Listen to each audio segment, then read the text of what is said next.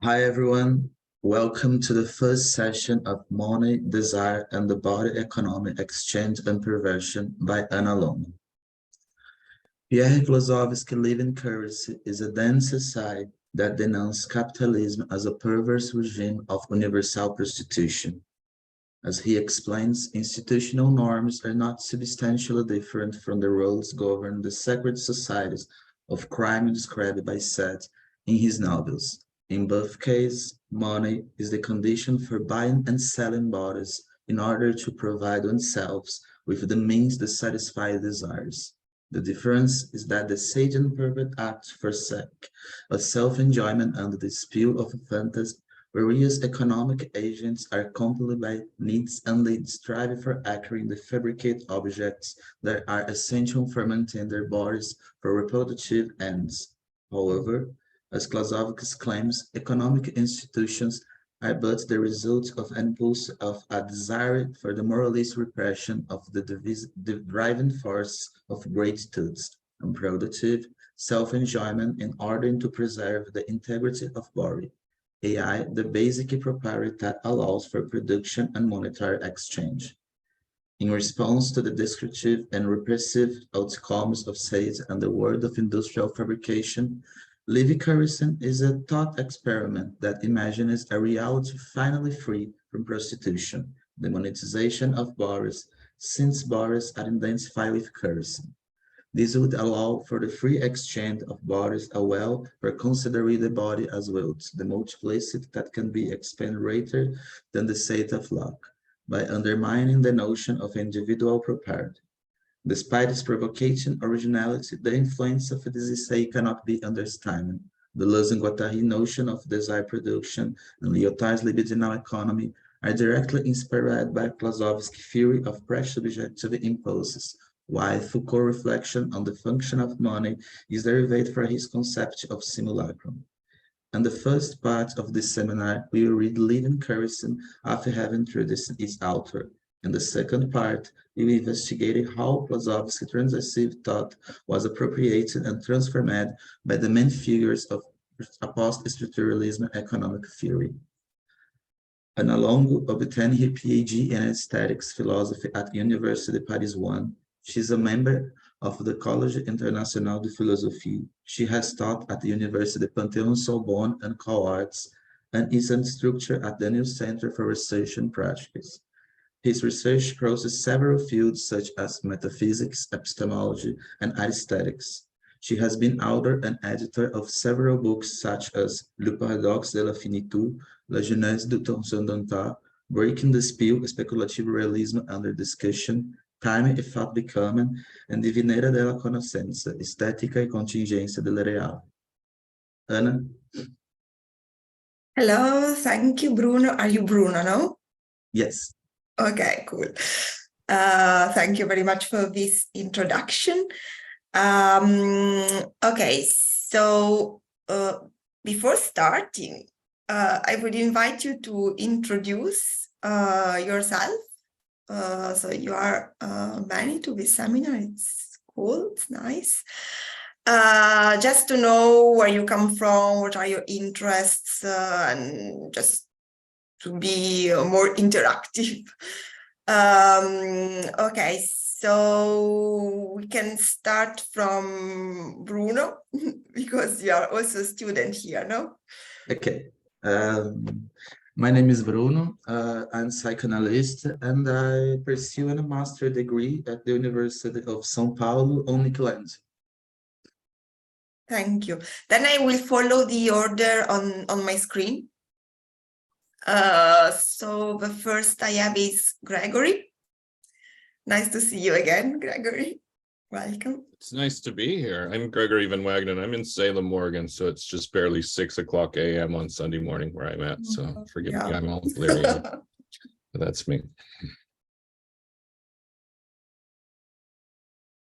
Okay, then I have Kareth. Hello, my name is Haris. I come from Greece. I have a background in architecture, and I study for the Art and the Curatorial Practice program at the New Center. Okay, thanks. Noah?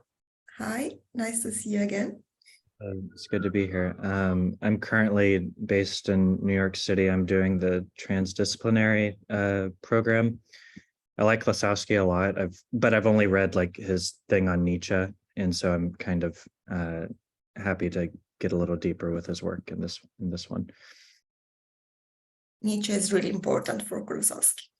So you read very essential. Rebecca.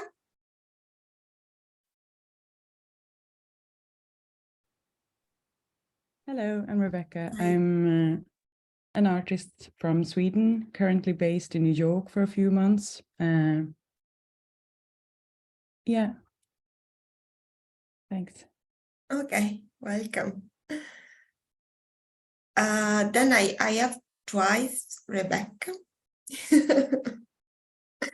But it's another image, so I don't know if there is a mistake. Anyway.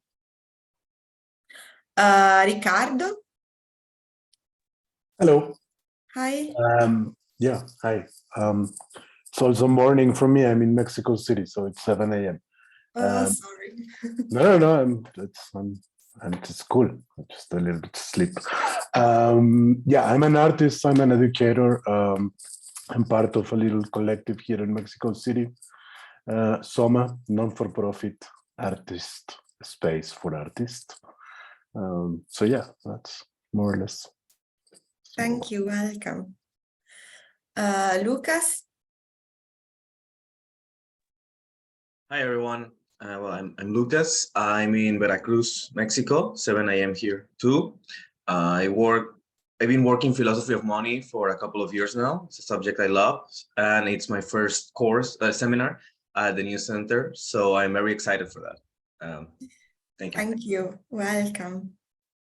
Holly. Yeah, I'm Holly.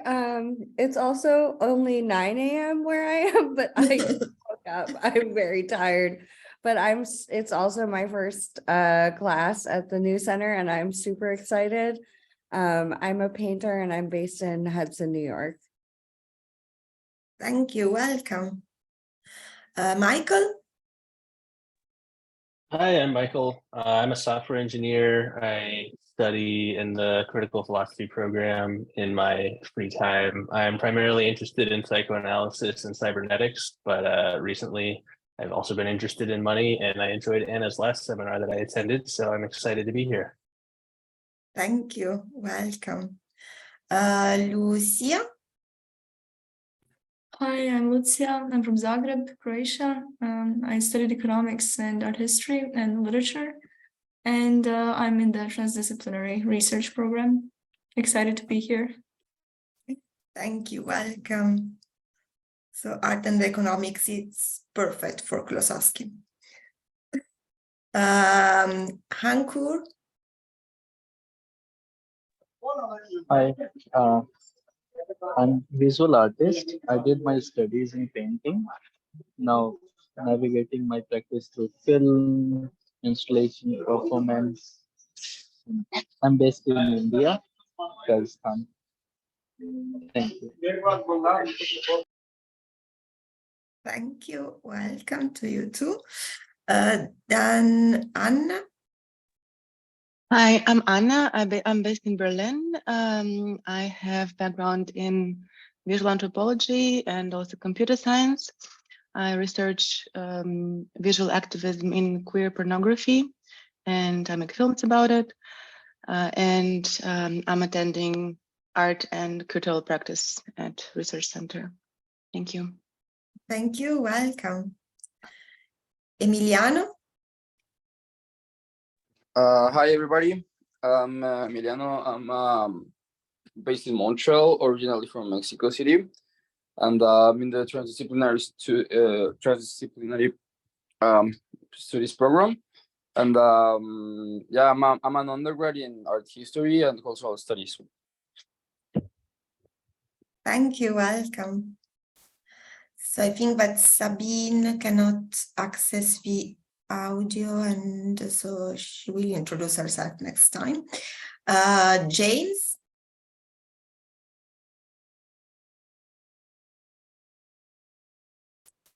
James Brennan, are you there?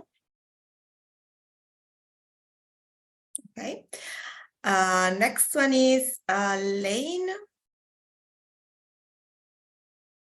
Hi, I have a background in musicology, sociology, and I'm currently studying computers, music, so composer sort of.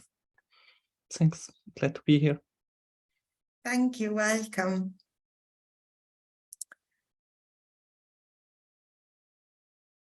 Okay, so James said that he has some technical issue.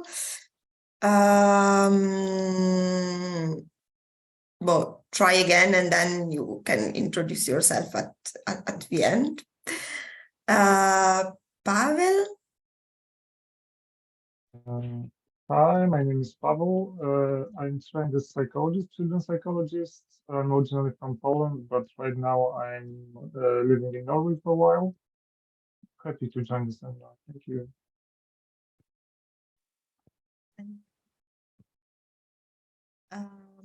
Then we have Deep. Sorry for the pronunciation. No, it's okay. I'm from India. I have studied. Am I audible? Hello. We cannot hear you very well. Am I audible now? Yes. Yeah. So I'm from India. I've done my bachelor's in design, and my interests usually lie in defuturing through reverse ontological design, some amount of materiality. About Klossowski, I've studied some part of I was almost reading his Nietzsche, what he wrote on the vicious circle.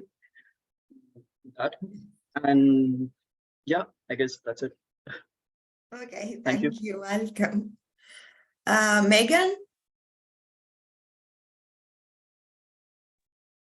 Hey, I'm Megan. I'm a certificate student in the Transdisciplinary Studies program here at the New Center. And my background is in medieval studies and theology. Okay, Klossowski was a Greek theologian. And a lot of theories driven from theology, so it's perfectly pertinent. Okay, then we have Benito. Hello there, I'm Benito. I live in Naples, Italy. I'm a researcher in philosophy and a video maker, and I'm in the Transdisciplinary Studies program. Thank you. Grazie, benvenuto. Finally, I can Grazie speak Italian. Then we have Michelle. Hi, I'm Michelle. I am in Iowa City, America, and I am in the Transdisciplinary Studies. I'm an artist and a writer. Okay, welcome. And then finally we have Reza.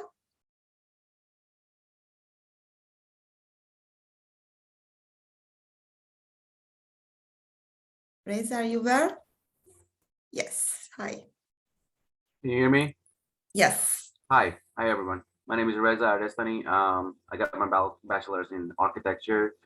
I'm a certificate student in New Center in post-planetary universal design. I'm based in Los Angeles and glad to be here. Thank you, welcome. So I think we made the all introductions. So James, can you access your microphone now or not? No, sorry, Emil, you didn't introduce yourself. No, hi. Can you hear me? Yes. Okay, great. I think I was responsible for being the second Rebecca, as I had exactly link sent from that. So that's hence the double one. I'm also active in the field of visual arts, an artist, and have been running kind of independent or artist-run initiatives previously. Work primarily with sculpture and installation, with a large interest in linguistics. Currently based in New York City. Okay, thank you. Welcome. Thank you. Okay, so let's introduce this seminar. So my main concern is to read the Living Currency by Klossowski, which is a really difficult text. So we're going to read it together slowly because it's really, really complex. So, I mean, and don't be afraid if you have the impression that you don't get it. It's completely normal. So you will have to read it many times. So I tried to explain you best possible way, but it's really, really, really complex because it's really, really dense. So don't be afraid of it. You will have for sure the impression that you are not getting it completely, but it's almost impossible. So also because it's a kind of parody in itself. So don't be afraid to ask questions for clarification. Whatever kind of question, no problem. We really try to read the text and try to understand the text at the beginning. And after that, we will read Jean-François Lyotard, who was inspired by Klossowski for his libidinal economy. And we will read a little text by Gilles Deleuze, who was also inspired by Klossowski, but a lot. I think he took kind of 50% of his philosophy from Klossowski. And then we will try, if we will have time, to read Michel Foucault on Klossowski. First I selected a reading on money, Money as Simulacrum by Foucault. And I also added a reading about this Prose of Action, which is a text about Klossowski, but it's more about Klossowski as a novelist, as a writer. Anyway, we will see. Concerning other technical things, you have to make a presentation, usually. So you will present all on the last day. So the last day, it's June 25. It's dedicated to your presentations. For your presentations, I invite you to choose one of the texts, one of the readings, and try to unfold what is important for you. I mean, to choose a specific angle on the reading. You can make relations with other texts that you like, other things or artistic projects and whatever it's important for you.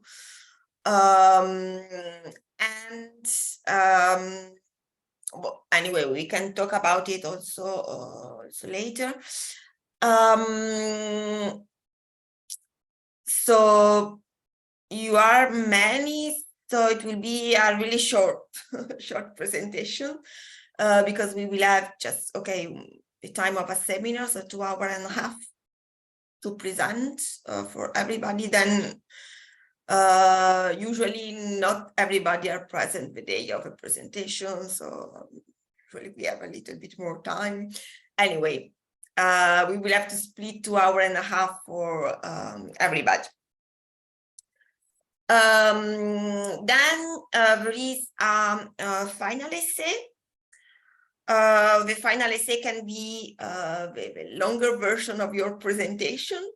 So you can just test, make a test with the presentation, have some feedback, and then you can complete your reflections on the occasion of a final essay, which is due by July 15, I think. But also about this, we can talk more extensively about this later. Okay, so do you have any question before starting? Okay, cool.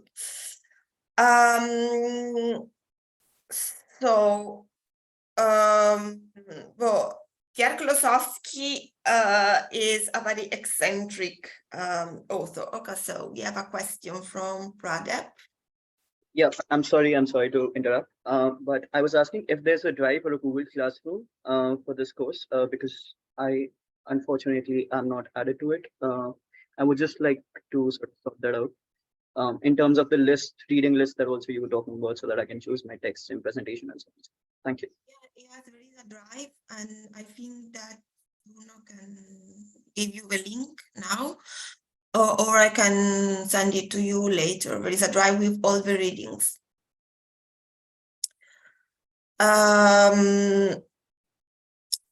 Okay, so Pierre Klossowski is a very strange character, very eccentric figure. So it's not properly a philosopher. Is a novelist. He's known as a novelist. He wrote many novels, and he's also an artist. So he's known for his drawings. And actually, at the end of his life, he gave up writing, and he made only paintings and images because he thought that it was more direct. Anyway, he's a very cultivated person. He was born in France, but then he emigrated in Germany with his family. Then he came back to France. He was in contact with many of the most important intellectuals at the time. So he started his activity in the 50s. He was in contact with most of the important philosophers and intellectuals in France at the time. In particular, he was part of this group around this journal which was called Acephal. Acephal is without head, which was led by Georges Bataille. One of the person who took care of him when he was young was André Gide. Then he was friend with Foucault and Deleuze. Personally, they exchanged letters and we discussed a lot. So he was a really important figure in French intellectual world. So he wrote novels, as I said. He wrote essays, and among his essays, the essays on Sade, the Marquis de Sade, are really important because it's the beginning of this kind of rediscovering of Sade at the time. The curiosity about this author was linked to psychoanalysis, and also Klossowski was a member, he worked for a while for the psychoanalytic circle in Paris. And it was there that he discovered Sade. The other important source is Nietzsche. So since he knew German, he translated Nietzsche in French, not all. For example, the last fragment, the posthumous fragments by Nietzsche. And it was a very strange translation, maybe. When Deleuze wrote about Nietzsche, he read Klossowski translation. Then he was accused that his translation was not accurate. Then there was a sort of critic edition of these Nietzsche fragments, and it has been changed. Anyway, that's to say that Deleuze's Nietzsche is Klossowski's Nietzsche. Klossowski also wrote a few essays about Nietzsche, and they are collected in this book, which is Nietzsche and the Vicious Circle. There you have this very important notion of simulacrum, and the same notion that you find in Deleuze. So when Deleuze talk about Nietzsche and the simulacrum, is basically Klossowski's interpretation of Nietzsche. And so most of difference and repetition is coming from Klossowski's interpretation of Nietzsche. Not all, but when he quotes Nietzsche, all the theory of the simulacrum is coming from Klossowski's.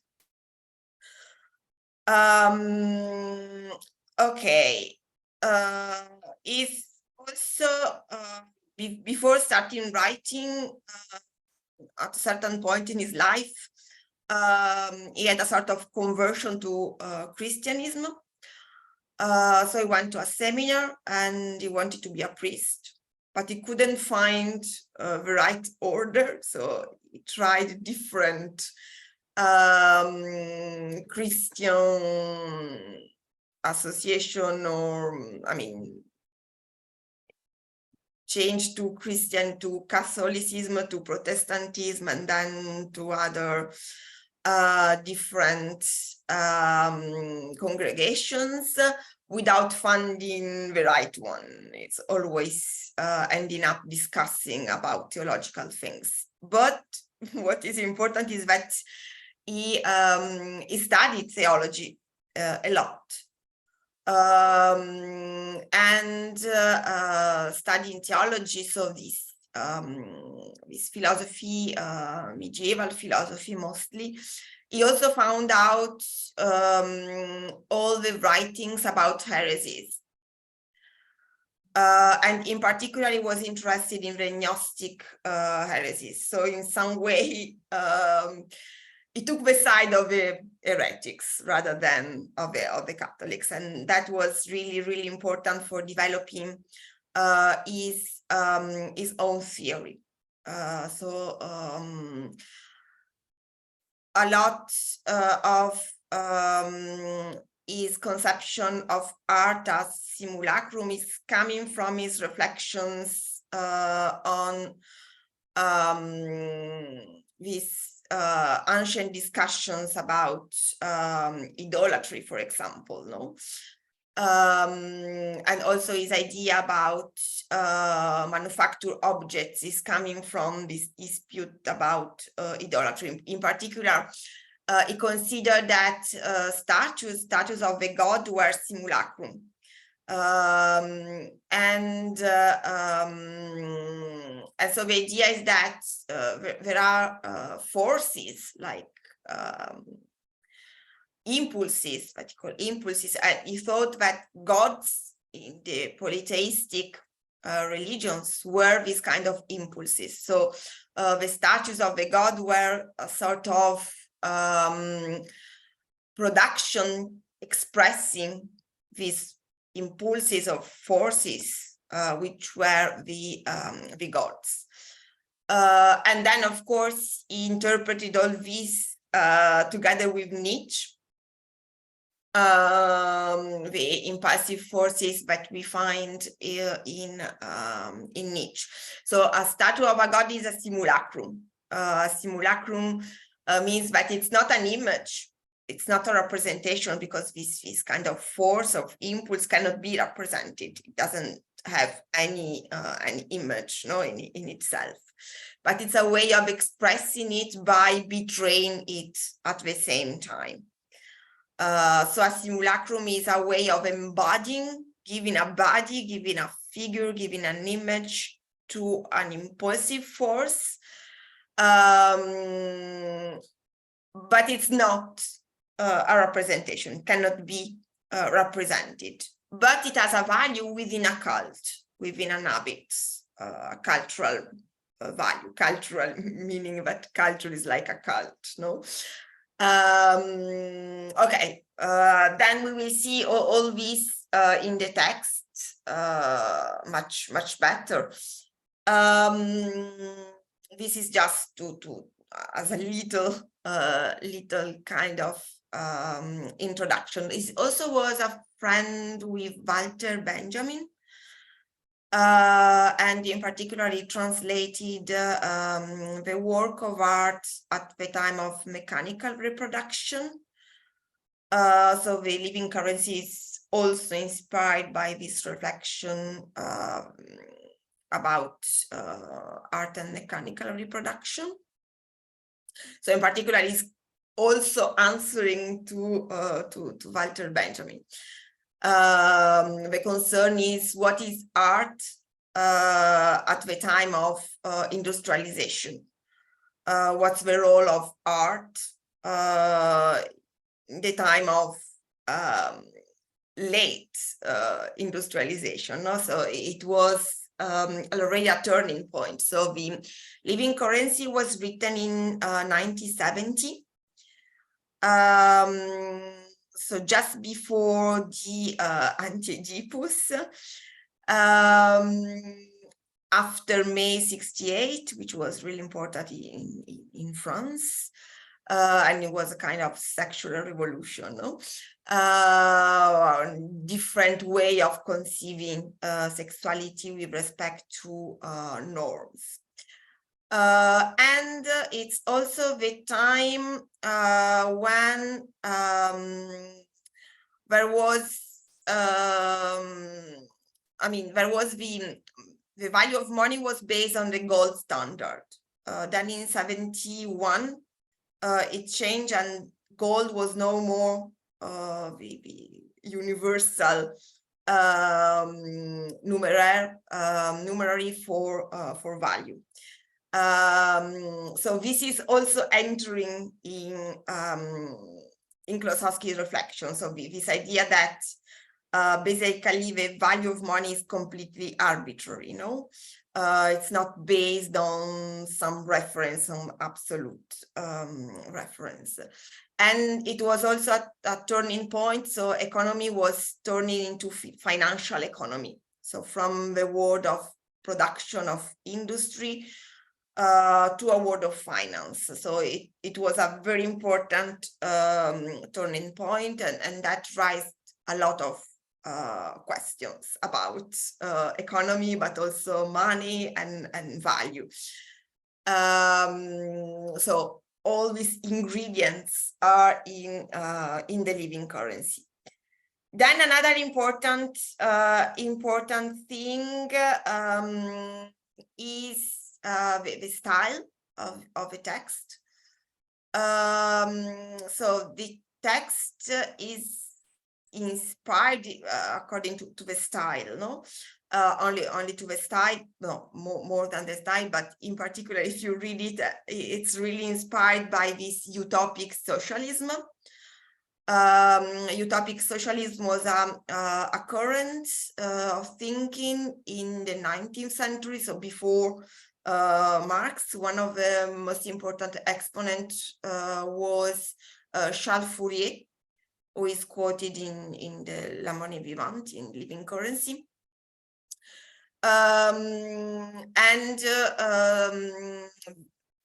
Charles Fourier had a specific style because he thought that normal language could not explain or could not express passions in the right way. So he elaborated a sort of not really a strange language, but he had a specific, a particular way of using language. And Klossowski's text is a sort of parody of these utopic writings. writings by these socialist utopists. So that's also why the text is really difficult to be read, because it's really a sort of parody of this style. But it's also signaling, it's a sign that there is, so Klossowski is putting himself in this tradition, which is the tradition of utopian writing. So we can say that living currency is a sort of utopia. It's a utopia for the 20th century. Fourier wrote in the 19th century, so he was born in the 18th century. And he died in the 19th century. He's contemporary with Marquis de Sade and with Hegel, just to give you so it's totally the opposite, no? With respect to Hegel. But there was this kind of fight or combat between two different ways of conceiving enlightenment, no? So we can say, okay, Hegel is about logic, is about the normativity of language, it's in agreement with liberalism in some way, but these socialist utopians were the opposite. They didn't have any faith in language. They thought that language was a way of imposing repressive norms, and they were trying to propose a different view of society, based on, we cannot say communism because does not be invented. It wasn't invented at the moment, but the idea of sharing goods and production. Okay, so this is another ingredient in living currency. So I'm going to share my screen and we try to read the text, and then I will stress all these elements when we will find them in the text.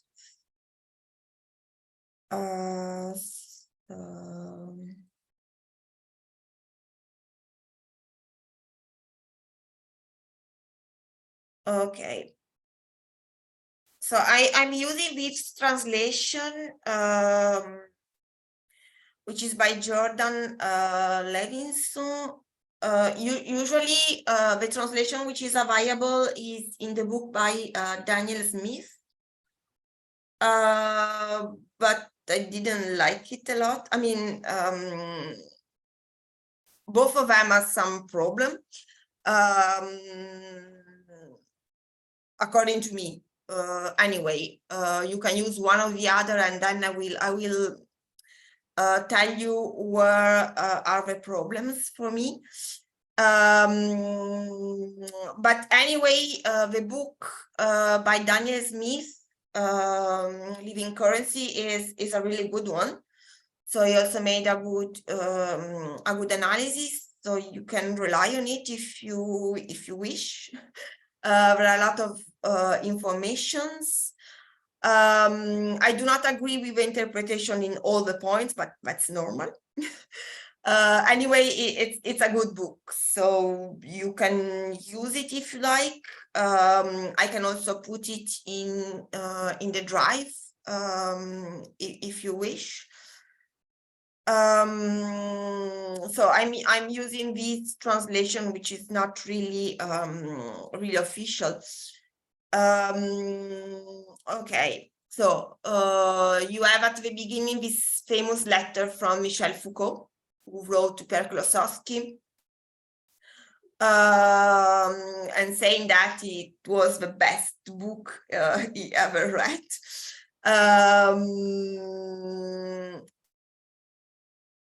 And okay, we don't read it because, I mean, just famous is congratulating with, and also Foucault was really inspired both for his critique of capitalism, of liberalism, but also for his history of sexuality. And I mean, you also have to consider that Michel Foucault was really inspired by Nietzsche. So there was at the time a rediscovery of Nietzsche also in France. And most of the post-structuralists think that they are inheriting from Nietzsche. But then, of course, there are different readings of Nietzsche. So it was a kind of contemporary thinking in France at the time was about Nietzsche, was about Sade. It was a way of transforming Marxism for the present, for an economy which was changing a lot. So we were transitioning from industrial production to financial economy. So it was a transformation. So they were all trying to transform Marx according to this transformation in capitalism. So Klossowski is really in this kind of debate. Is really addressing contemporary issues in France at the time. But he was also an artist. He was a novelist and a painter. So the most important thing for him is the role of art in all this transformation.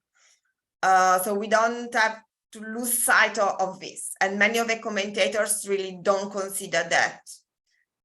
Klossowski is mainly interested in what is the role of art at this turning point.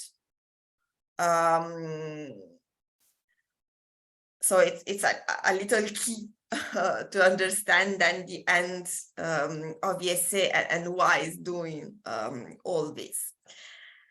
Okay, so this is the incipit of the text. So many anathemas have been flung against the ravage of industrial civilization since the middle of the 19th century in the name of emotional life.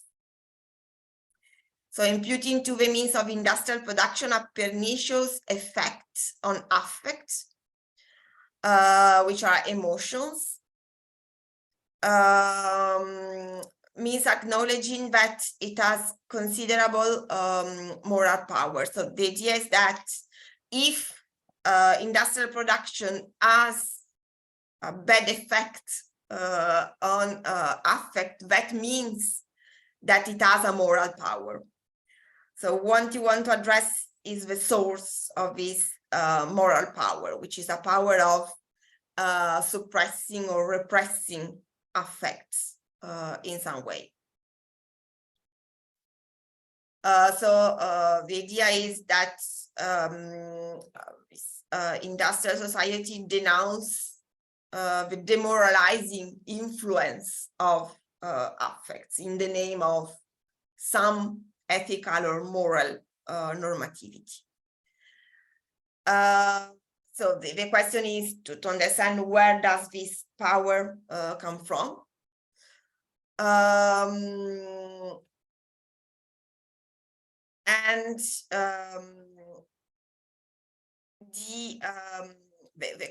the answer for Klossowski is really connected to a reflection on art.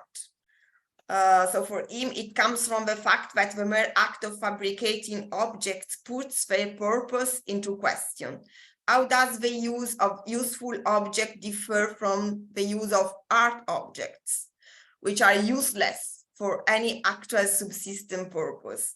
So Klossowski is really looking for the answer about this question concerning the moral power of institution in art.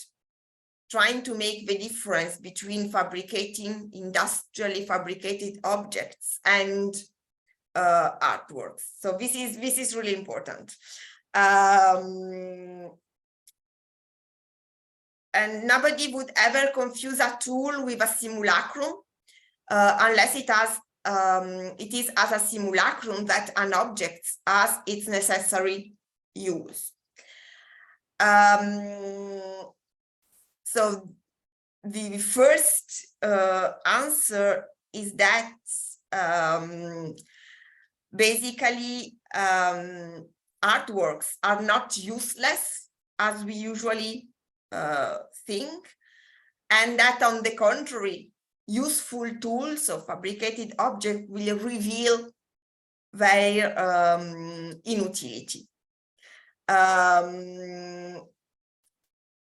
Behind all this, we have a perspective, which is the perspective of a sort of libidinal economy or desiring economy. So the point for Klossowski is showing that capitalism or the world of industrial production is the product of impulses, of forces, in the same way as artworks are.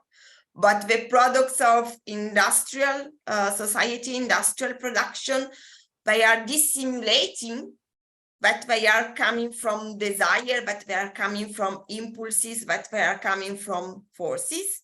They are dissimulating this in order to affirm themselves as useful objects, while artworks assume that they are coming from these forces, these impulses. So a simulacrum is a way of giving a body, giving an image to an impulsive force, which is in itself without an image. No, it doesn't have a body. No, it's just an impulsive force. So a simulacrum is a way of providing an image, or to provide the object which is equivalent to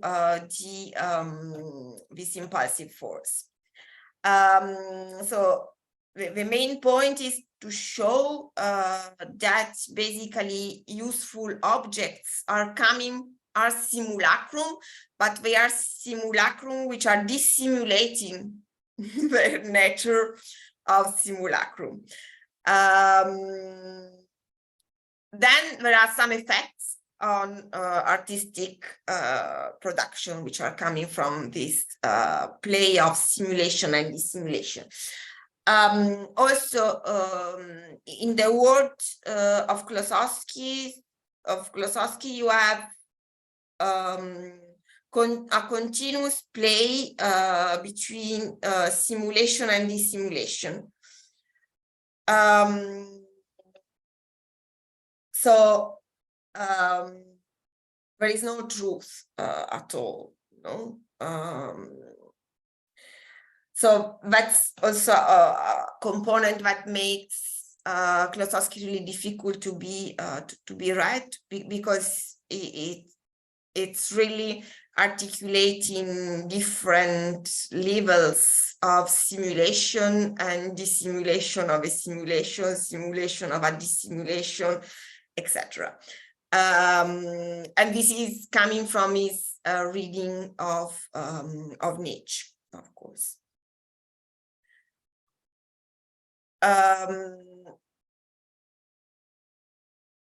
Okay. So useful goods are originally inseparable from usage in a customary sense.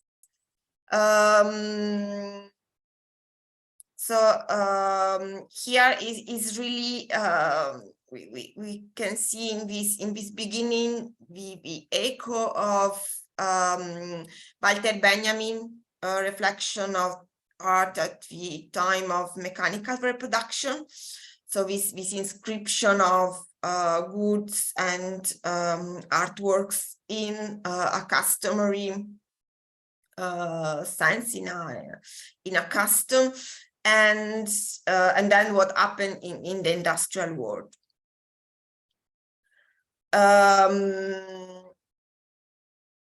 So it's opposing this customary sense of fabricated objects and the industrial one. So it says, okay, there are objects like natural goods, but also the body is one of these natural goods.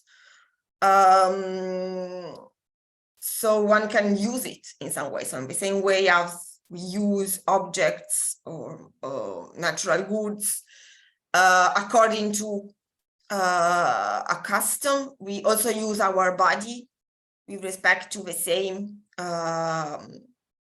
customary use.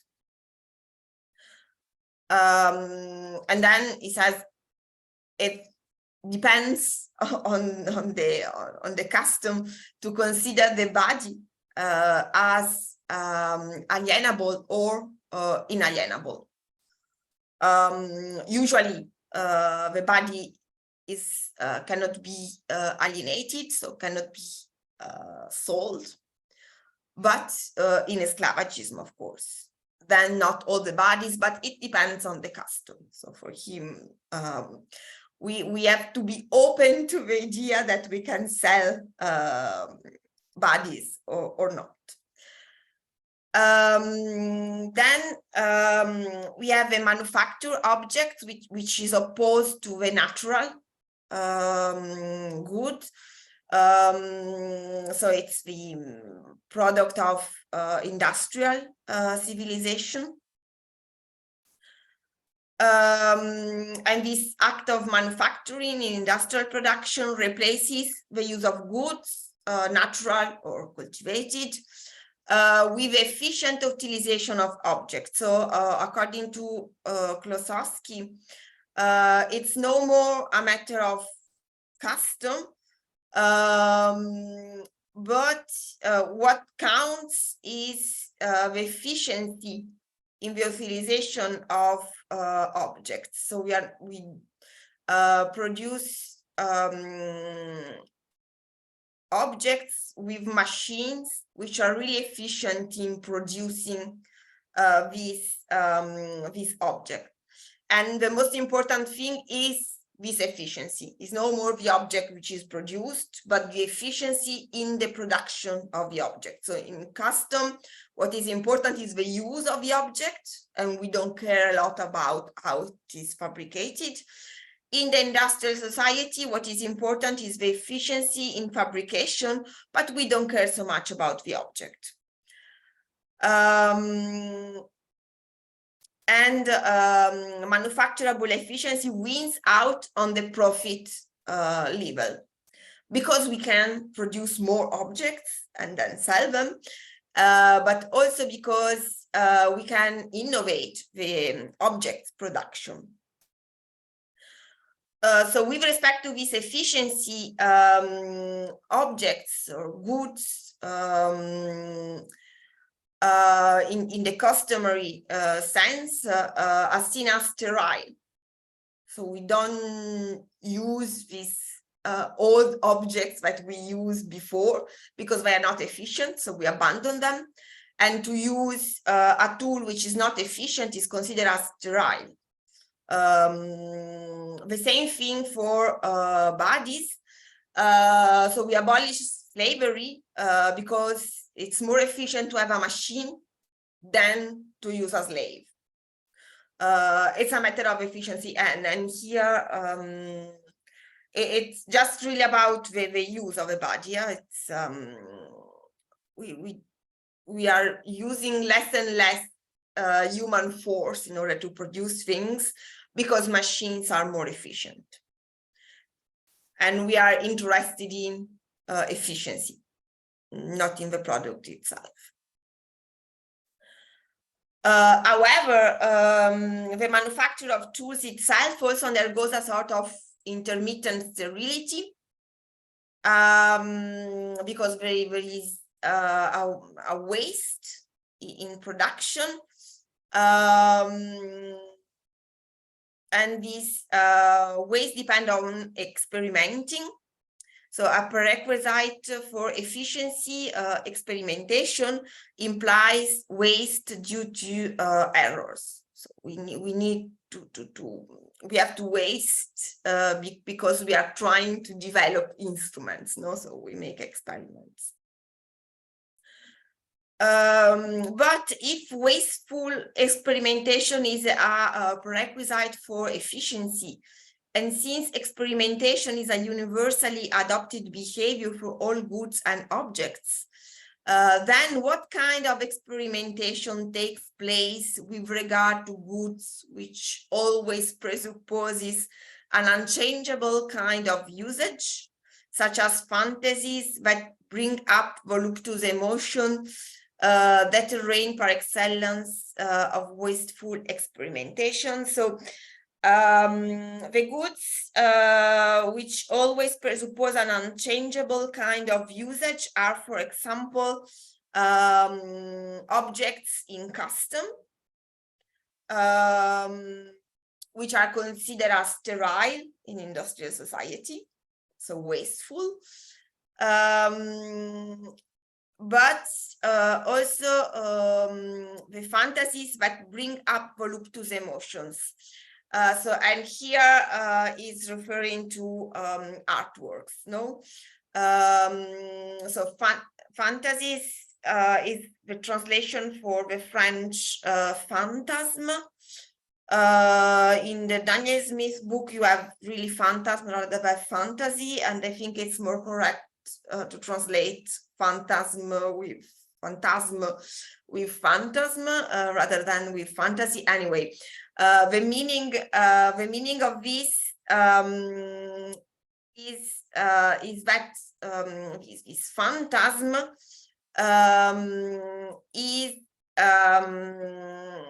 phantasm is a sort of imaginated an object. There is an impulsive force, and an impulsive force or an impulse in itself need to discharge. In order to discharge, it will have to use an object. This object is a phantasm, and the result is a voluptuous emotion. So according to Klossowski, artworks like ancient statues of gods are objects which are kind of phantasms, so they are embodiment or incarnations of impulsive forces. And the use of this is that they produce pleasure. There is a voluptuous emotion coming from the use of this kind of simulacrum. So that's why for Klossowski, art is useful. But in custom, art is useful, or objects are useful, but they are not useful in the sense of efficiency. They are useful with respect to the emotions that they produce, and with respect to the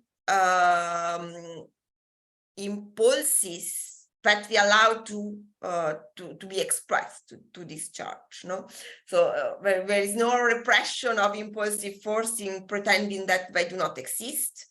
There is a way of giving expression to all these forces. So for example, polytheism, according to Klossowski, is a religion, is a custom which provides expression to all the impulses. So we have a God for any impulse, for any force, and we make simulacra of these forces. So there is no repression of them. So we represent them. They are there.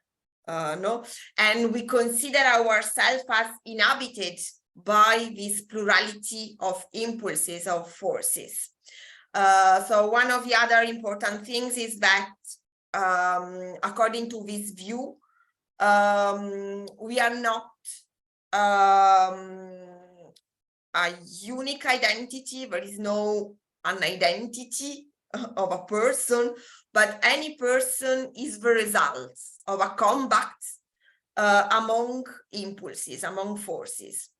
So there is a way of addressing the plurality of impulses, of forces that compose a body, a person, and to give expression to them. But there is no identity, no unity. Everybody is a compound of forces and is the result of this competition among impulses and forces. And this is really close to Nietzsche, of course. Okay.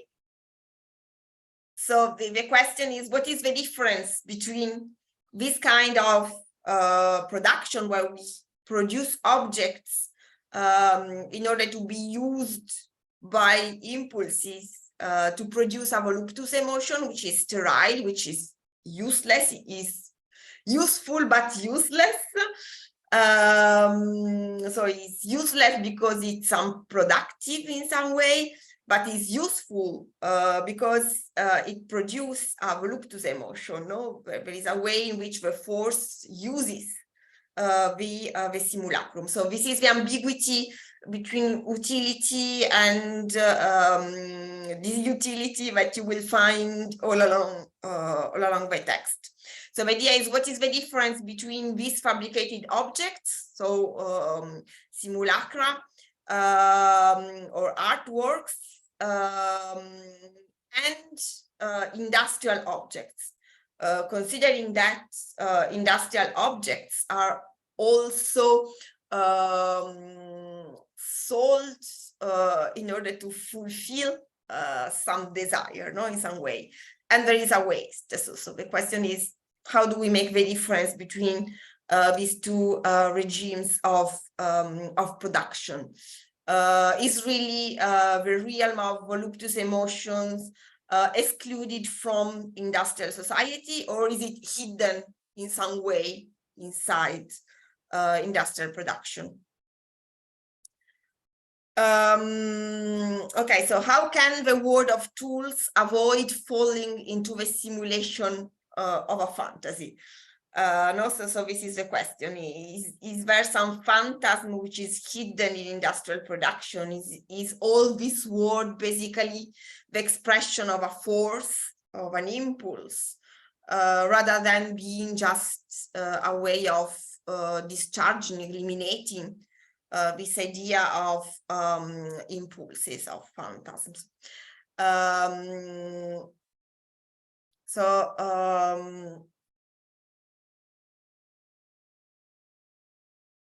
Like, as he says, I'm so sorry to interrupt, but really quickly, I had a question about the previous paragraph where he uses the word unchangeable.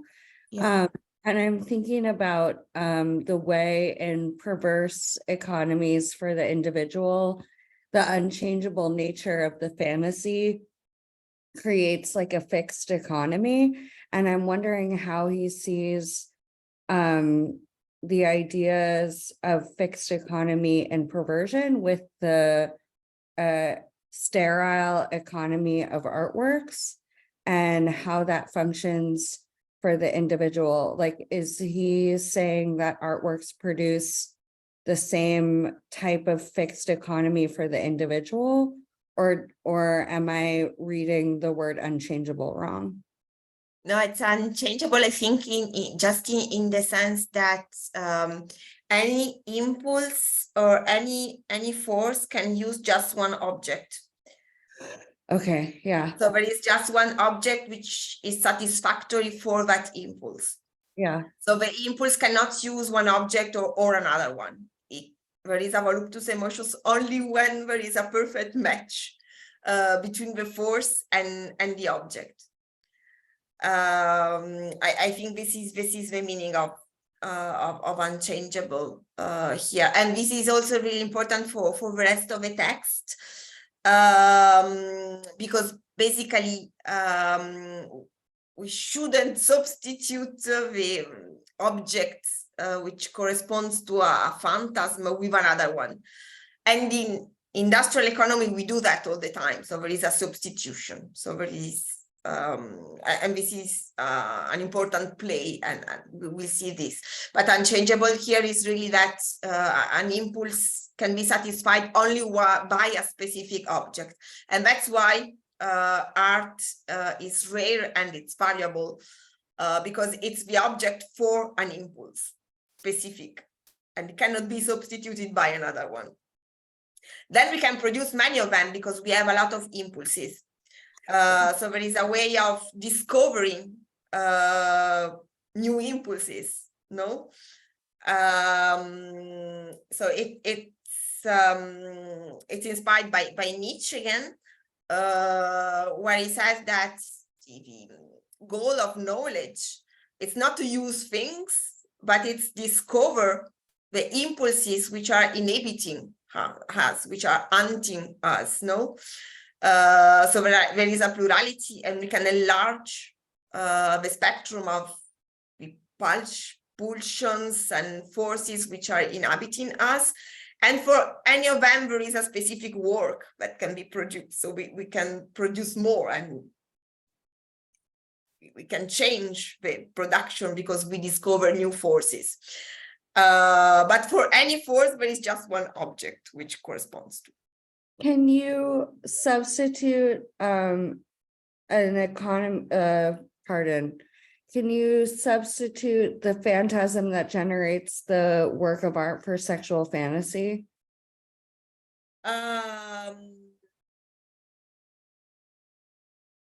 Yes, I mean, it's not a substitution. So we will see that, for example, all Sade, the Marquis de Sade work, it's about producing art for sexual forces, sexual impulses. But there is a difference there between the artwork by the novelist and what is told in the story. But we will see this later. Thank you so much. Welcome.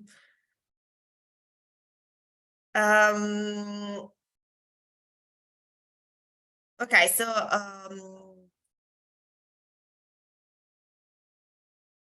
there is this long era of ignorance about the specific commodity character of instinctual life of individuals. So according to Klossowski, there is an economy of passions, there is an economy of instincts, there is an economy of voluptuous emotions. And this is a fact for him. But in industrial society, there is the ignorance about the fact that we exchange or we trade in some way in voluptuous emotions. So there was a way of hiding this, saying that emotions are not commodities. But according to Klossowski, the contrary is true, and the only commerce is a commerce in voluptuous emotions.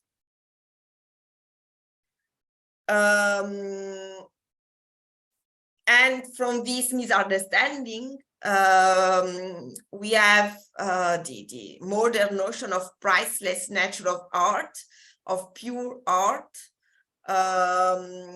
which is art as free creation, which is outside the realm of commodities. And of course, Klossowski is against this idea of art for itself, no? Because he thinks that there is a use, no, in art, which is discharge impulsions. But if we deny that there is this economy of pulsions, we also deny the use of art. Art is useless.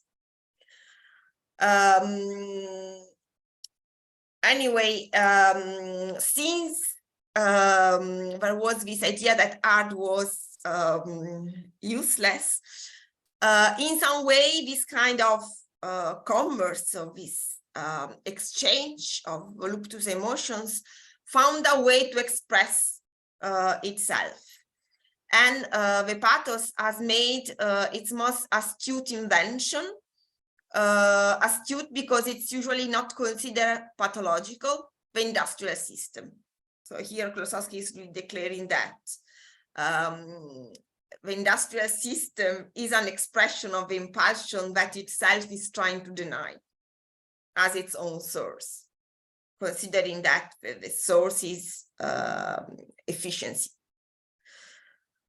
So don't economic standards form in turn a substructure of affect. So here is re-expressing this point of view, which is the point of view of a libidinal economy or a desiring economy. It's really suggesting that basically economic norms are the product of impulsions of forces, even though there is a denial of this. So if we say yes, that means that economics norms are like the arts or the moral or religious institutions, or like the form of knowledge, like the customary institution, with one mode of expression and representation of instinctive forces.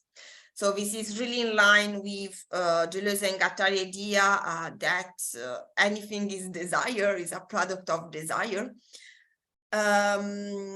So these forces are the preliminary and ultimate infrastructure.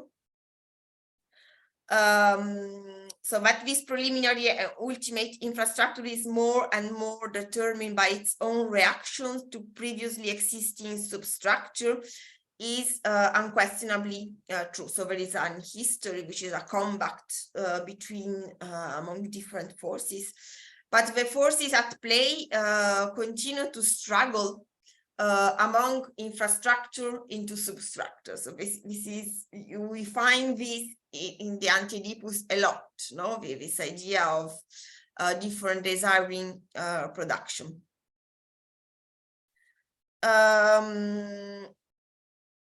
And then another important point is that though these forces initially express themselves in a specific manner according to economic standards, they themselves create their own repression.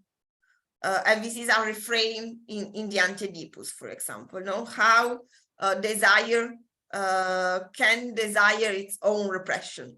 So according to Klossowski, so Klossowski is really stressing this, how these impulsive forces, these desiring forces are the force which is responsible for the repression of forces.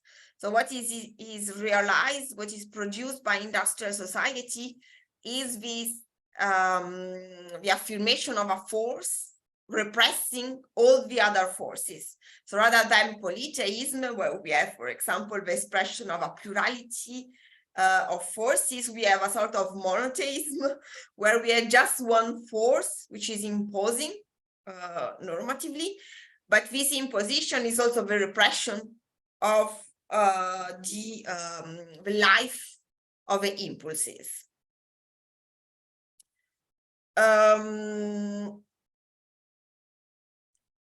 As well as the means of smashing that repression, which they experience to different degrees.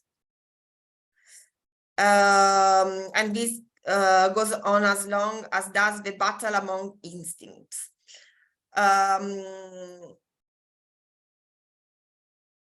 the struggle did not end, no? So the idea for Klossowski is to find the signs for the struggle in industrial societies. So say, okay, there is a normative force, a kind of force which won against the others, but we can find the signs of these ongoing combats among forces. And this struggle is basically the struggle against the formation of the organism as their agent. So agent here is the translation for this French word, which is suppôt. Suppôt is not the subject, is not the agent, is really the body, as it was the result of fighting forces, of contrasting forces. So the suppôt is kind of the emergence of the organism as a sort of equilibrium among the forces. So there is no subject, there is just a body, an organism which appears and is the result of this fighting, a fighting which is going on. So this fighting is a fighting against the psychic and bodily unity. So to get this bodily and psychic unity, we need a force which is dominating all the others. So we have this unity when just one among the multiple forces which are constituting somebody or something, one force is dominating and repressing all the others. When this happens, we have this kind of unity. But this unity, according to Klossowski, is inspired by Nietzsche in this sense, is a sort of fiction. It's a production, it's artificial. But of course, the repression entails that we forget that we are a multiple compound of fighting forces in order to preserve the unity, the moral unity and the bodily unity of what is called a subject. I just have one more quick question. When he talks about the interplay of forces, I'm not sure when Eros and Civilization was written, but did Klossowski think about Freud's life and death instinct in terms of the interplay of free forces? Yes, there is also something about this. The idea is that life is connected with this psychic and bodily unit, because it's the condition for reproduction, for the preservation of a species. So that's life. The death instinct is this dissolution. So when one acknowledges the plurality of forces which are composing him, it's kind of exploding in some way. So there is a death of the individual. So there is a death of the individual, but a life of a force. Or we have a life of the individual and the death of forces. Yeah. But it's the same problematic because it's the same epoch. So reflections are converging in some way. So the first instinctual repression forms forms the organic and psychic unity of the agent, which is the suppôt or the subject. A repression which, starting from said agent, enforces a constraint that the agent continues to undergo during the battle waged by the instincts against the constraints that constituted that unity. So the unity is the effect of a constraint, but the other impulses are fighting against this constraint, the constraint that is the unity. This repression and that combats, of course, extend outward into the external world whenever the agent's individual unity is integrated and thus defined by a hierarchy of needs.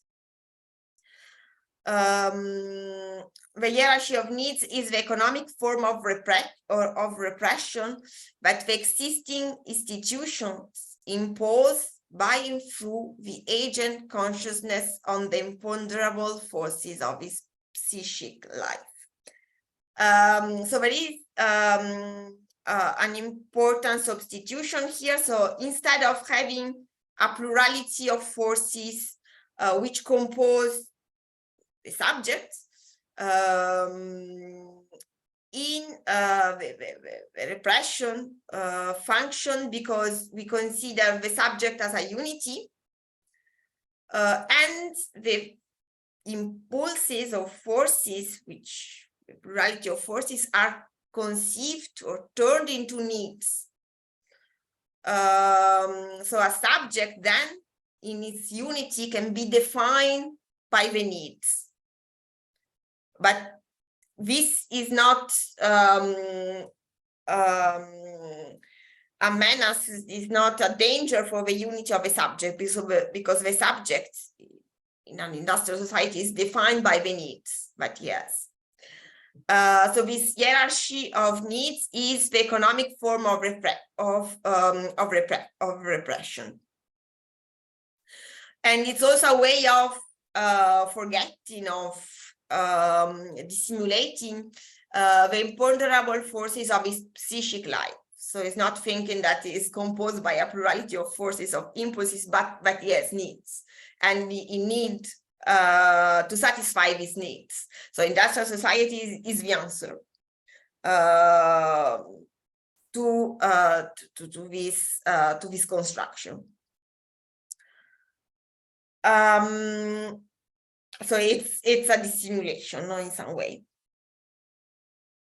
So this allows the subject in its unit to affirm himself by his aptitude to possess goods external to himself,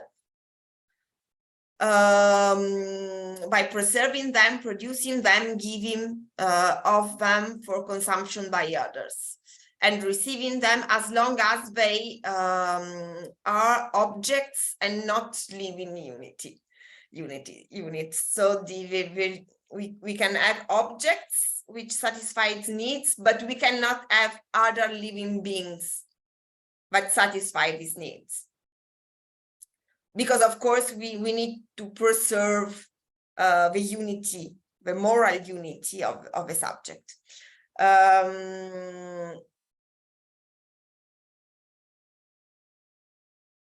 And in fact, because these psychic, I think it translated with moral rather than psychic in French. Anyway, the idea is that there is somebody who is responsible for a unity which has a life.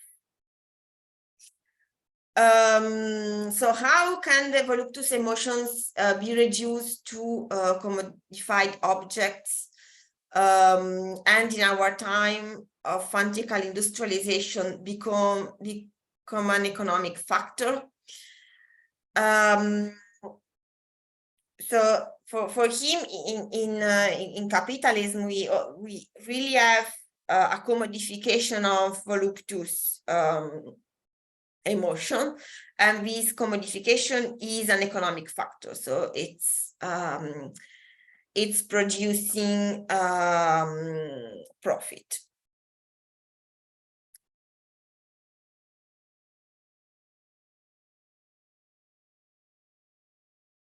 So it's then trying to explain how these voluptuous emotions are connected with the anthropomorphic phenomenon of economy and exchange.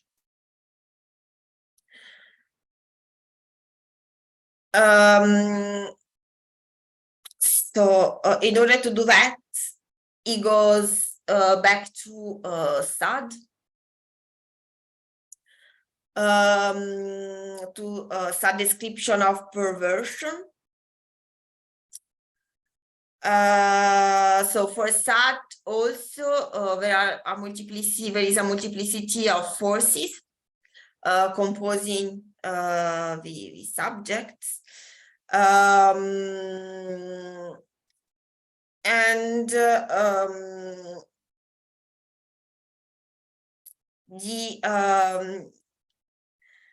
there is this definition of perversion. So perversion is basically a way of finding pleasure without contributing to the reproduction of a species. So any sexual behavior which is not functional to the reproduction of a species is perverted.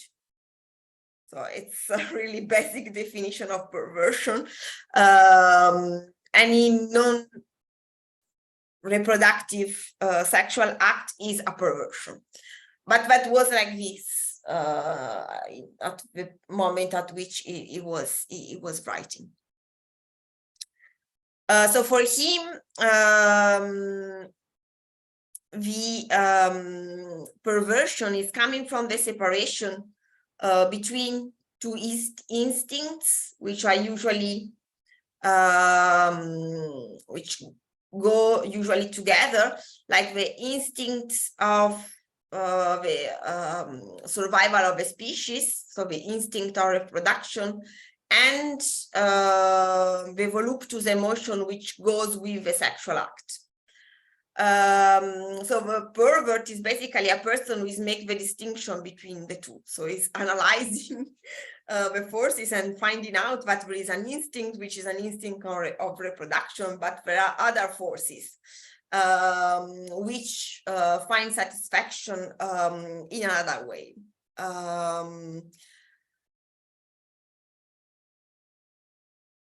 So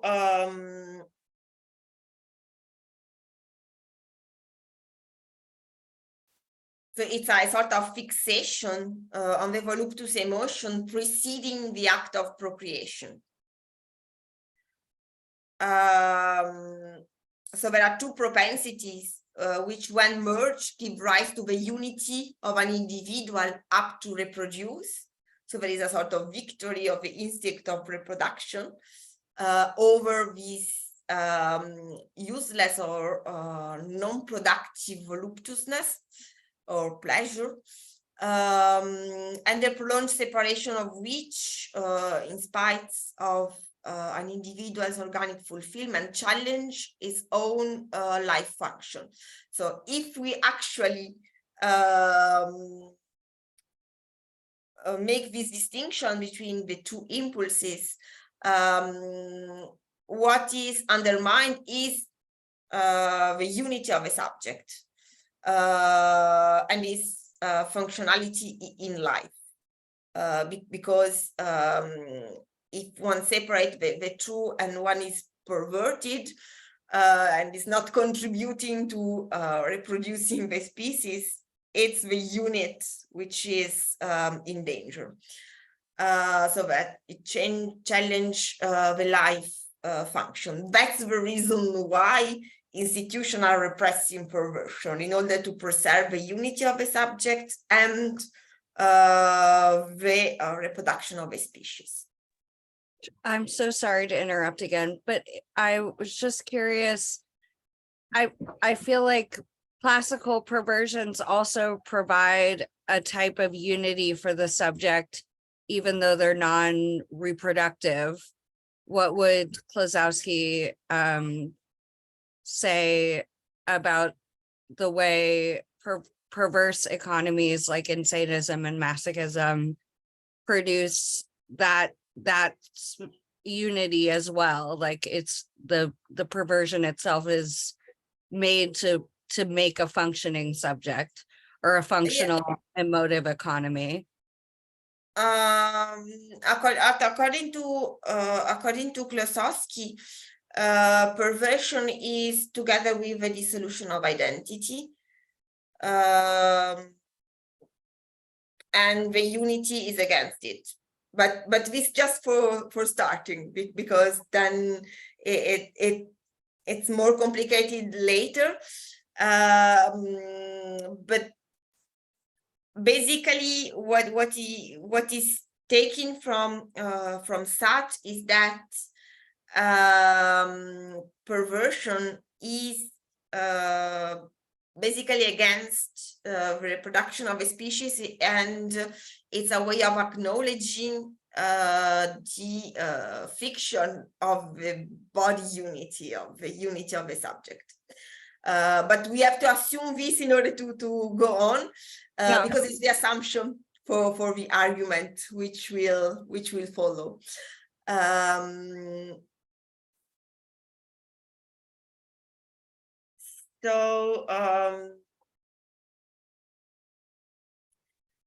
Here we have a mechanism of a phantasm,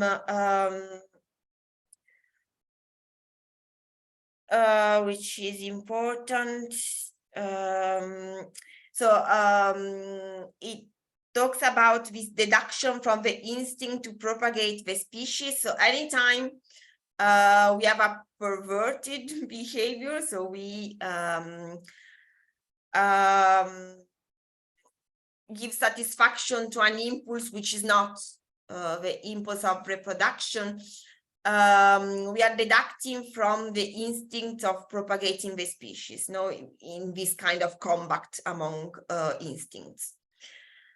The instinctive force which is deducted form the raw material for a fantasy or a phantasm that the emotion interpret. And the phantasm here plays the role of a manufactured object. So this is the mechanism, is like the mechanism of a simulacrum before. So we have these instinctive forces which is subtracted from the instinct of reproduction. And this force must be discharged or satisfied in some way. Otherwise, it's impossible for the subject to live with it. So the idea is that the subject is possessed by this force, and he has to release the impulse, the instinct. In order to release it, he produces a phantasm, and a phantasm is a kind of object. And it's by using this object that he has the voluptuous emotion, so he can release the tension in this voluptuous emotion, in this pleasure. So the use of a phantasm, that's why it's equivalent to a manufactured object, because it's something that the force is using, the impulse is using. So the use of a fantasy by an instinctive force puts its price on the emotion, which is bound up with this customary use. And the use of a fantasy eliciting the emotion is intended in the act of perversion precisely to be not exchangeable. So the phantasm has a value which depends on the satisfaction which provides to the force, to the impulse. And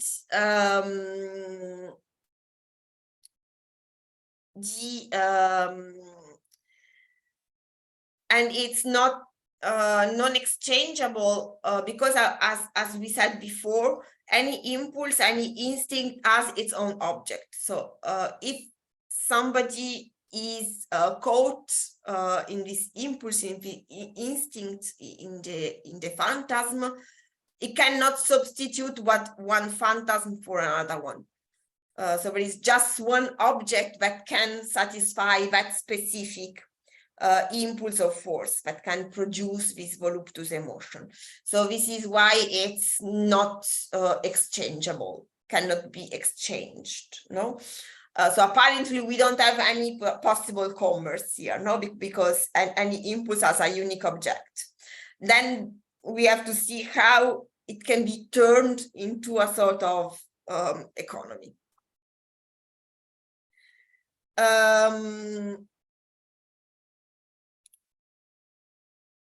So it's an instinct which we call perverted because it refuses the gregarious culmination of individual unity and refuses the procreative function of the individual and offers itself in all its intensity as the non-exchangeable, that is, that which falls outside the realm of prices.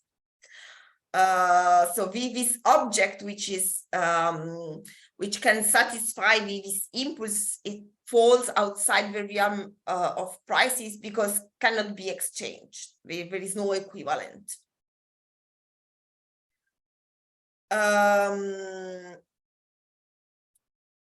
But it's putting the unity of the subject into danger because the subject is considering himself as determined by this force, like and is acting against the normative unity of the body of the subject. So there is no economy of voluptuous pleasure that could profit from industrial means, as the moralists claim, as they denounce it ipso facto to the institutional watchdogs. So the moralists say that, okay, this behavior is immoral, and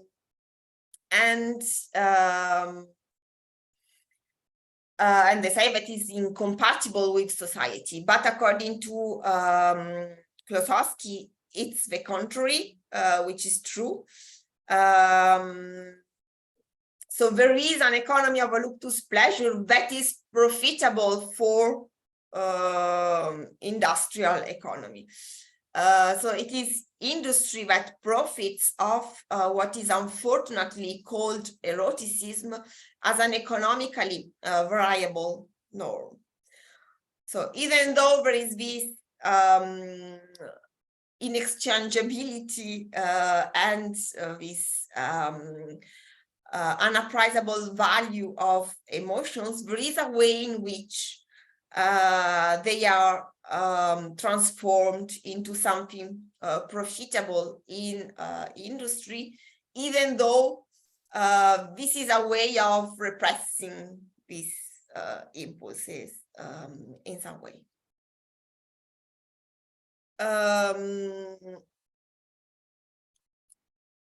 So the example is this realm of advertising, cinema, the realm of what you call suggestion. So advertising, basically. But he says that advertising and cinema, it's not the real problem. So it's not that we got to this situation after the introduction of marketing, but it's something which is inherent to industrial production in general. So before advertising, that advertising kind of amplifying this, and probably it's evident because of advertising and cinema and this mechanized system for suggestion production. But it's revealing, this is marketing is revealing something which was inherent to capitalism, to industrial production in itself. So such an economy still remains latent and perhaps will not manage to come fully into its own, while the industrial system is still unable to predict the condition of enjoyment, etc. So industry uses the fundamental principle behind all its initiatives, the idea that all human phenomena, like all natural phenomena, may be treated as exploitable materials. So according to industrial production, there is a principle which is anything can be exploited as a material for production. So anything is subjected to the fluctuation of value, but also to the random chance involved in human experience. But the same goes for the voluptuous emotion too, considered on the basis of power of suggestion. So voluptuous emotions became a resource for production in the same way as any other kind of natural phenomena is treated as an exploitable material. Then he makes this difference between the world of artisanal industry and the world and the industrial system. So the world of artisanal industry is the world of Sade. So Sade, the theory of Sade should be updated in some way because we are no more in this artisanal industry, but we are in a system of mechanized, where the instrument of suggestion are mechanized. So in the time of Sade, the objects of suggestion, so the artwork, for example, the artwork was an instrument of suggestion, so it was an object producing a voluptuous emotion, and it was an object that was used by an instinct, by a force, to release a force and produce an emotion. So it was a sort of suggestion, so it was an object allowing for experimenting a voluptuous emotion, some pleasure, and this simulacrum had a lot of value. It worth a lot because it was unique. So there was just a novel, a painting, or something which would correspond to a specific instinct, a specific phantasm. So the object of suggestion was more valuable than in terms of price than the voluptuous emotion that was produced by the use of this object. But the reversal is true now. So in the industrial system, we have a standardized mechanism for suggestion, meaning that the objects are mechanically produced, like images, for example, and today is more true considering artificial intelligence. There is a mechanized system for suggestion. That means that the object, like the artwork, which was supposed to cause this voluptuous emotion, is produced by machines. So it loses value, the value. So an advertising has no value in itself as an object of suggestion for a voluptuous emotion. So the value is no more in the object of suggestion, like the simulacrum or the artwork, but what has more value is the emotion which is produced.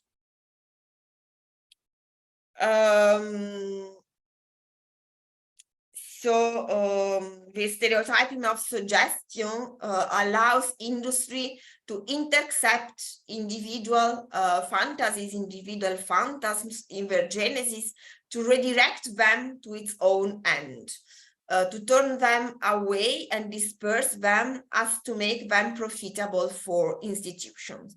But we don't have to forget that impulses are transformed into needs, no?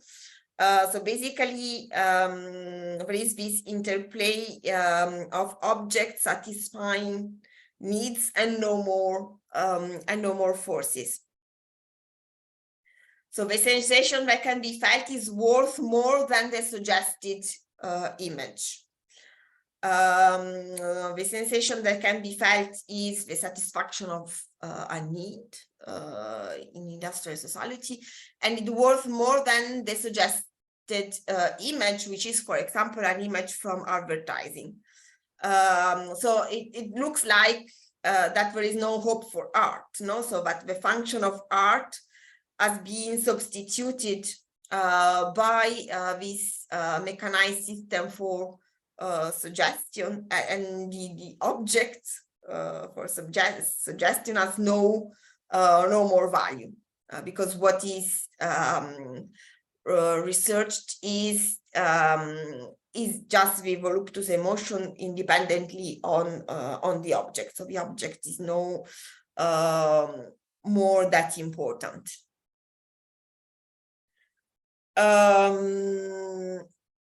We might almost look like we are making a purely analogical relationship, etc. So what is interesting for Klossowski is the struggle of emotions against their inadequate formulation. So in this industrial system, we have inadequate formulation of this emotional life, this impulsive life. And his idea is to track this struggle against the inadequate formulation, which has been restructured as a demand for goods, no?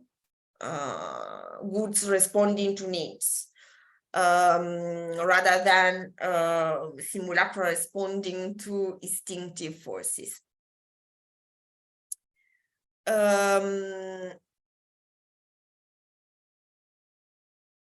So here I'm making this difference between the system of custom and the industrial one.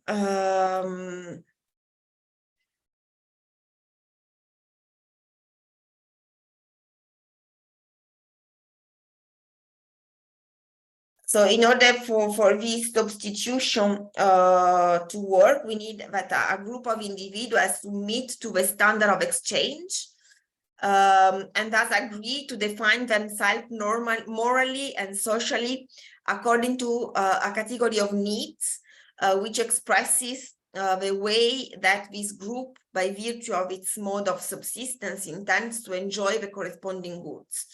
So the idea is that there is an agreement toward the fact that we have a unity, there is an identity, a unity with needs, which is defined by a plurality of needs, and then goods are necessary to satisfy the needs. And in this way, there is a commerce or that can grow. But according to Klossowski, this is a way of dissimulating the real combat among impulses and forces. So I keep on 15 minutes more, and then you will have time for questions and comments and whatever, because it's a lot, I think, but you will have some issues and questions. So I will leave you some time, 20 minutes before concluding, for your questions, thoughts, and comments about this.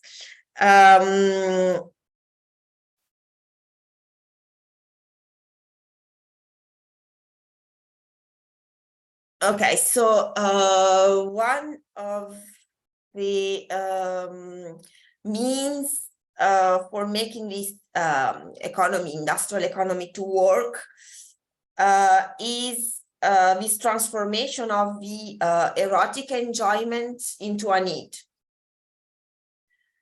So what is called erotic enjoyment cannot be treated in the same way as if it were just the enjoyment of one more good among other goods, because it needs a body. But in some way, it is in the hierarchy of need, erotic enjoyment is bound up with sexual need. So it's treated as a sexual need, and there is a satisfaction in the family. So it's a way of investing in the reproduction of a species. So it is reinvested in the reproduction of a species. So in a system which grounds the unity of a subject. But of course, there is this fight which is going on. So in some way, this erotic enjoyment is coming out in other ways.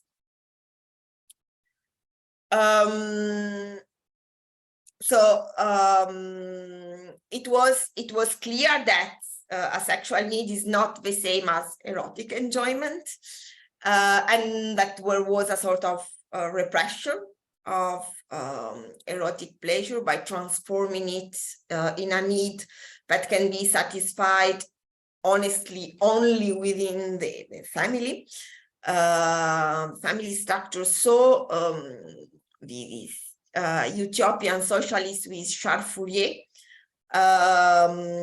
thought that basically we do not have, we need to free it, to free the possibility of erotic enjoyment outside this repression that reduced it to the act of procreation. So he says, okay, we do not have to communize only goods, but also the living object of voluptuous desire. So Fourier was dreaming of a perfect kind of society where basically there was no perversion. So it was one of the first considering that perversion is not negative, is not a vice, but basically it's something that we need to express. So all the sexual behaviors which are not immediately finalized to procreation, all these, according to Fourier, are not vices. It's something which participate to the fulfillment of life, no? So it says we need a society where this kind of instinct, impulses, forces can be expressed. So he thought of this society where individuals with similar tendencies or preferences were matched, and they could basically find the right partner to express their own desires, so to enjoy, to find to express the phantasm or the erotic enjoyment. So basically express their instinct, preferences, attitude, tendencies, and find the erotic pleasure, the corresponding erotic pleasure. So in this utopia, he thought about this complicated combination of polygamy, polyandry, in this sort of harmonious social principle. And he also wanted to transform work labor. So say, okay, labor is not a labor must be a pleasure in itself. So the same in labor, in production, we should express our inner desire, our inner tendency. So labor is not to work in a factory, but it's to produce what we really want to produce. No, so to express one of the inner impulses. So it was an utopic society.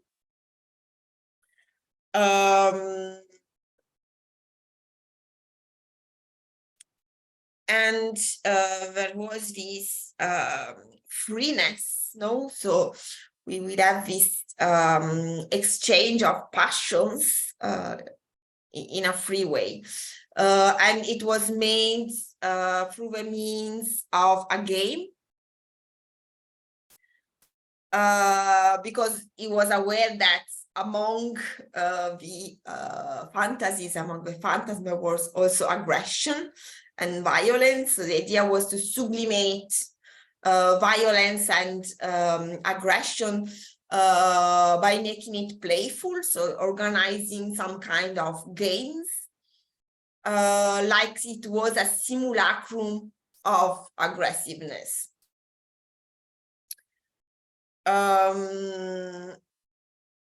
But of course, the problem is that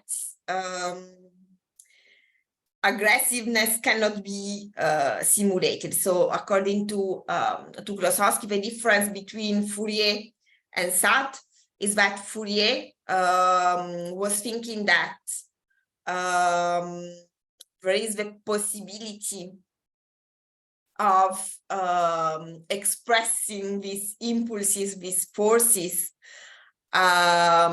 without violence, without aggression, while according to Sade, this is impossible. So beyond, we need to account for the aggressiveness of impulses, of forces. So according to Sade, it's not possible to simulate aggressiveness in a game, to have a game, a play, which is a simulacrum of aggression, because in this way aggression cannot find the right simulacrum, the right object. No, we said that any impulsion, any instinct can be satisfied only by the right object, and according to Sade, a play is not the right simulacrum for a phantasm which entails aggression and violence.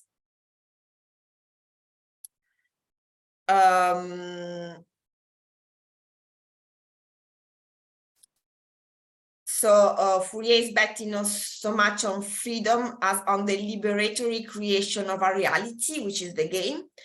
Sade was not aiming at the creation of a perversion compatible object to be made into a game, because perversion is itself a game, a kind of play with undoubtable force of norms.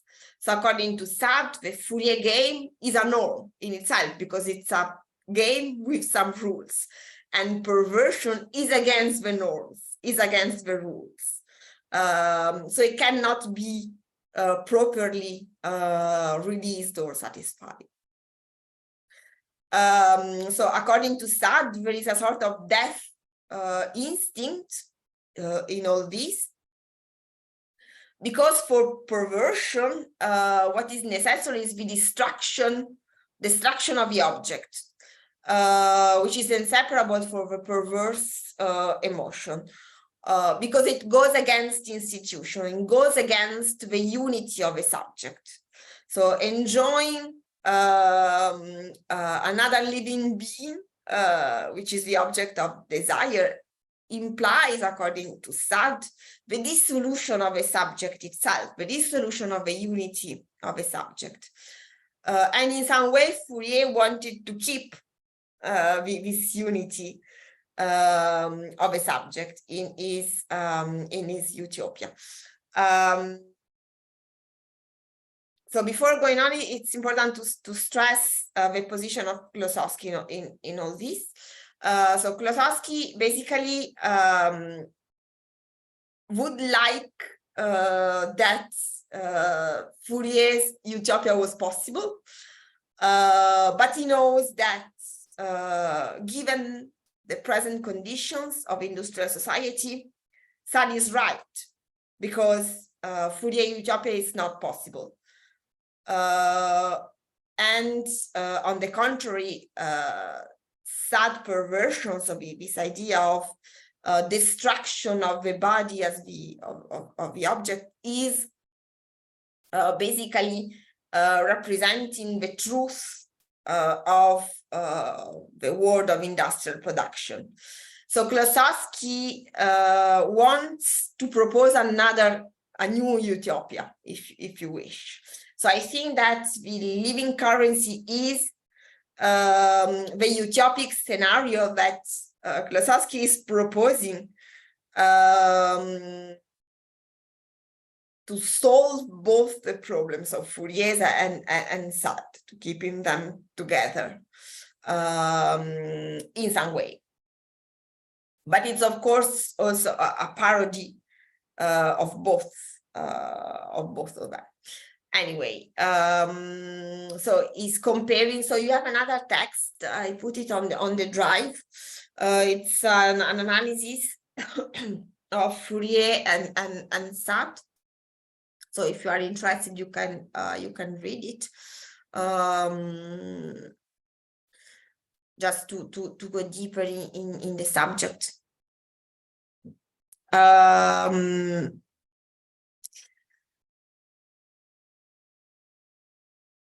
Okay, so we start this. So for Sade, there is this idea that the force can be manifest only by devouring the subject. So it's the price is the destruction of the subject, the destruction of the object.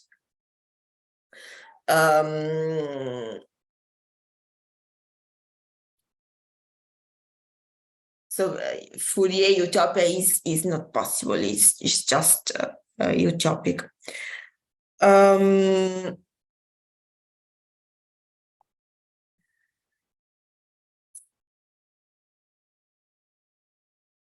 And one other point is this idea that in this phantasm of erotic pleasure, there is pleasure of selling oneself, and it has a meaning in erotic imagination. So according to Klossowski, Fourier knew that.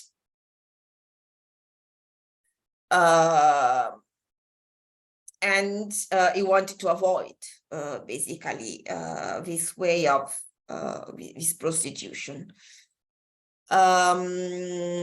But Sade's anti-Utopia project reveals economically that perversion itself gives rise to value. And this project helps to understand more clearly the meaning of Fourier utopia, but want to, okay, so it's here.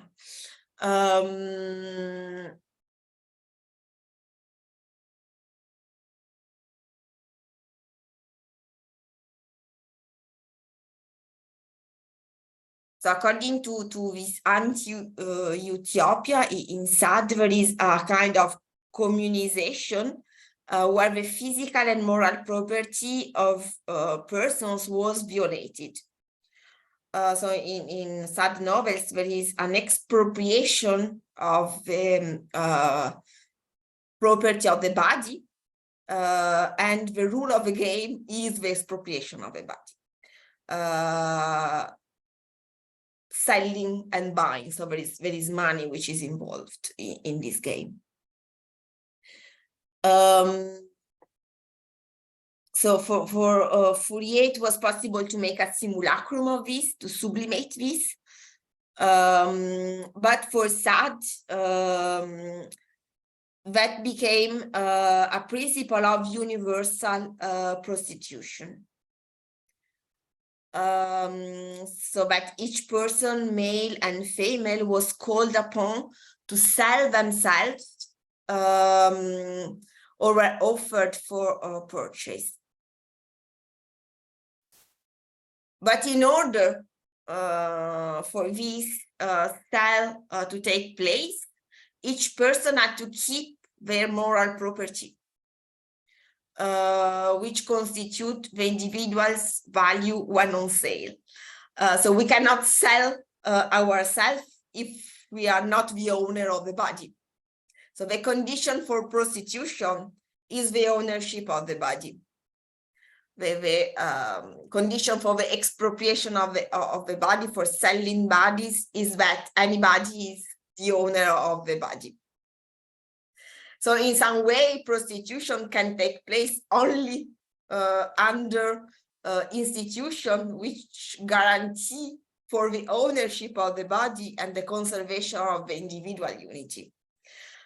So that's why, according to Sade, there is no contradiction between universal prostitution and normative moral institutions, because they preserve the unity of the subject, but they allow the selling of bodies. So, for example, one who is working is basically getting money for and his body is used for industrial production, for production.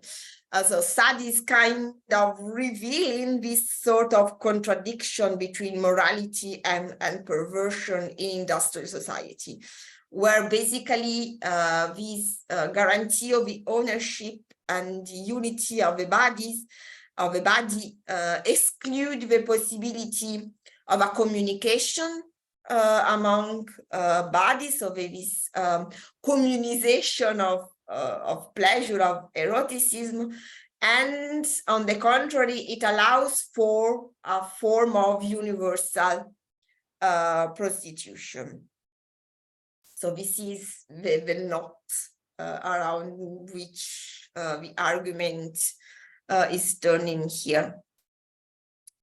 So the sadistic erotic emotion comes from the breaking of the integrity that prostitution, whether voluntary or forced. But this is also a sad phantasm, no? So again, we don't have to take Sade for exhausting the domain of erotic pleasure, but there is a specific phantasm, which is the sad one, which is about prostitution, is about selling and buying bodies.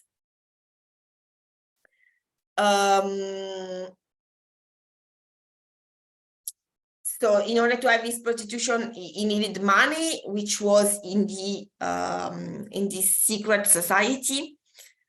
So there was a way to account for the value. We will see this later.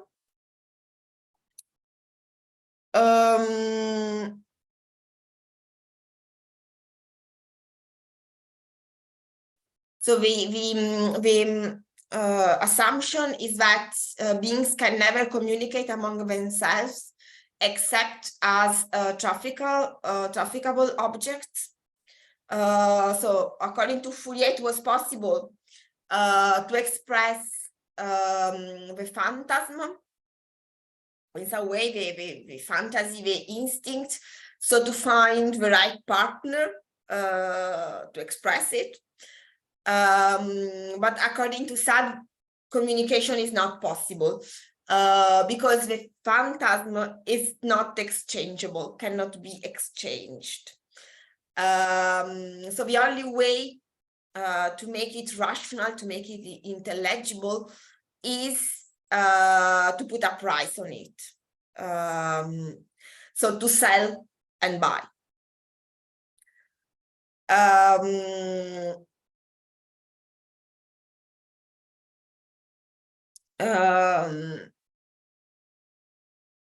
And so in what follows, it will analyze this incommunicability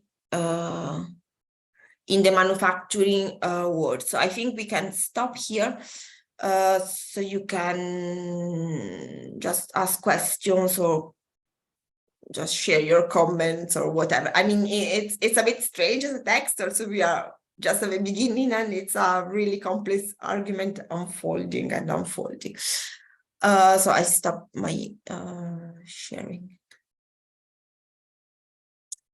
So if you have questions.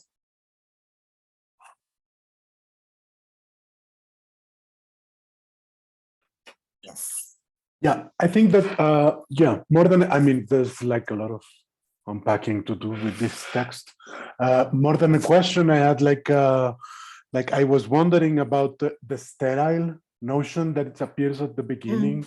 Then you explain it with this ambiguity of being useless and useful at the same time. But I was wondering if you could go in a little bit deeper with that, because I don't know, I find that important for the whole proposition. And also the notion of agent that you also spoke about as a mistranslation. And I think that it's also very, very, very important. And I'm wondering if you can go deeper. Yeah, so sterile is basically means that something cannot have children, no? Somebody cannot have children is sterile, no? So in some way,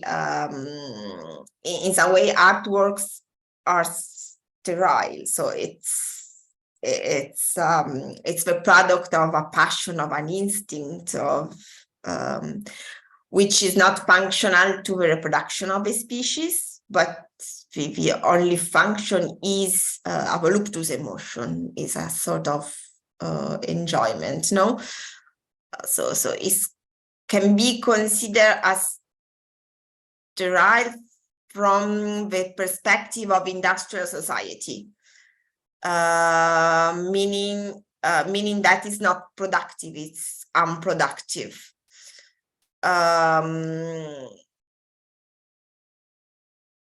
While industrial production is useful because the instrument is useful. So the tool is considered as useful because it's efficient. So this is the game. The problem is that the usefulness of the tool is hiding the sterility of the tool itself, according to Klossowski. Because basically, according to Klossowski, the tool is a sort of simulation of a simulacrum. You know? It's a sort of way of replacing art in a way which is functional to the reproduction of a species, to keep on the human species, the reproduction. But according to Klossowski, this is again the product of an instinct, no? Because it's desiring production. So, I mean, in Klossowski's world, there is all these labyrinths or levels on levels of forces, simulation, dissimulation, resimulations. It's all a game like this. But it's also a parody in itself, meaning that Klossowski is not, the aim is not to reveal some truth, but the goal is affirm what is the role of art, which is true simulation, if you want, in this realm of simulation. So to affirm a possibility, the value of art in a world which is dissimulating the force of the artistic simulacrum, no? Which is producing artificial simulacrum in manufactured objects, no? So the living currency is not a philosophical essay. So it is also a philosophical essay. It's pretending to be a philosophical essay. It's imitating Charles Fourier's style, the utopian socialist style. That's why it's so complex. But it is itself, I think, a simulacrum in some way, meaning that is a novelist, is a writer, is an artist. So it's the text in itself, I think, it's a sort of revenge against the industrial society in some way. So it's adding levels of simulation on simulation, etc. So I think that the important thing is to understand this dynamic, this mechanism in Klossowski's argumentation, no?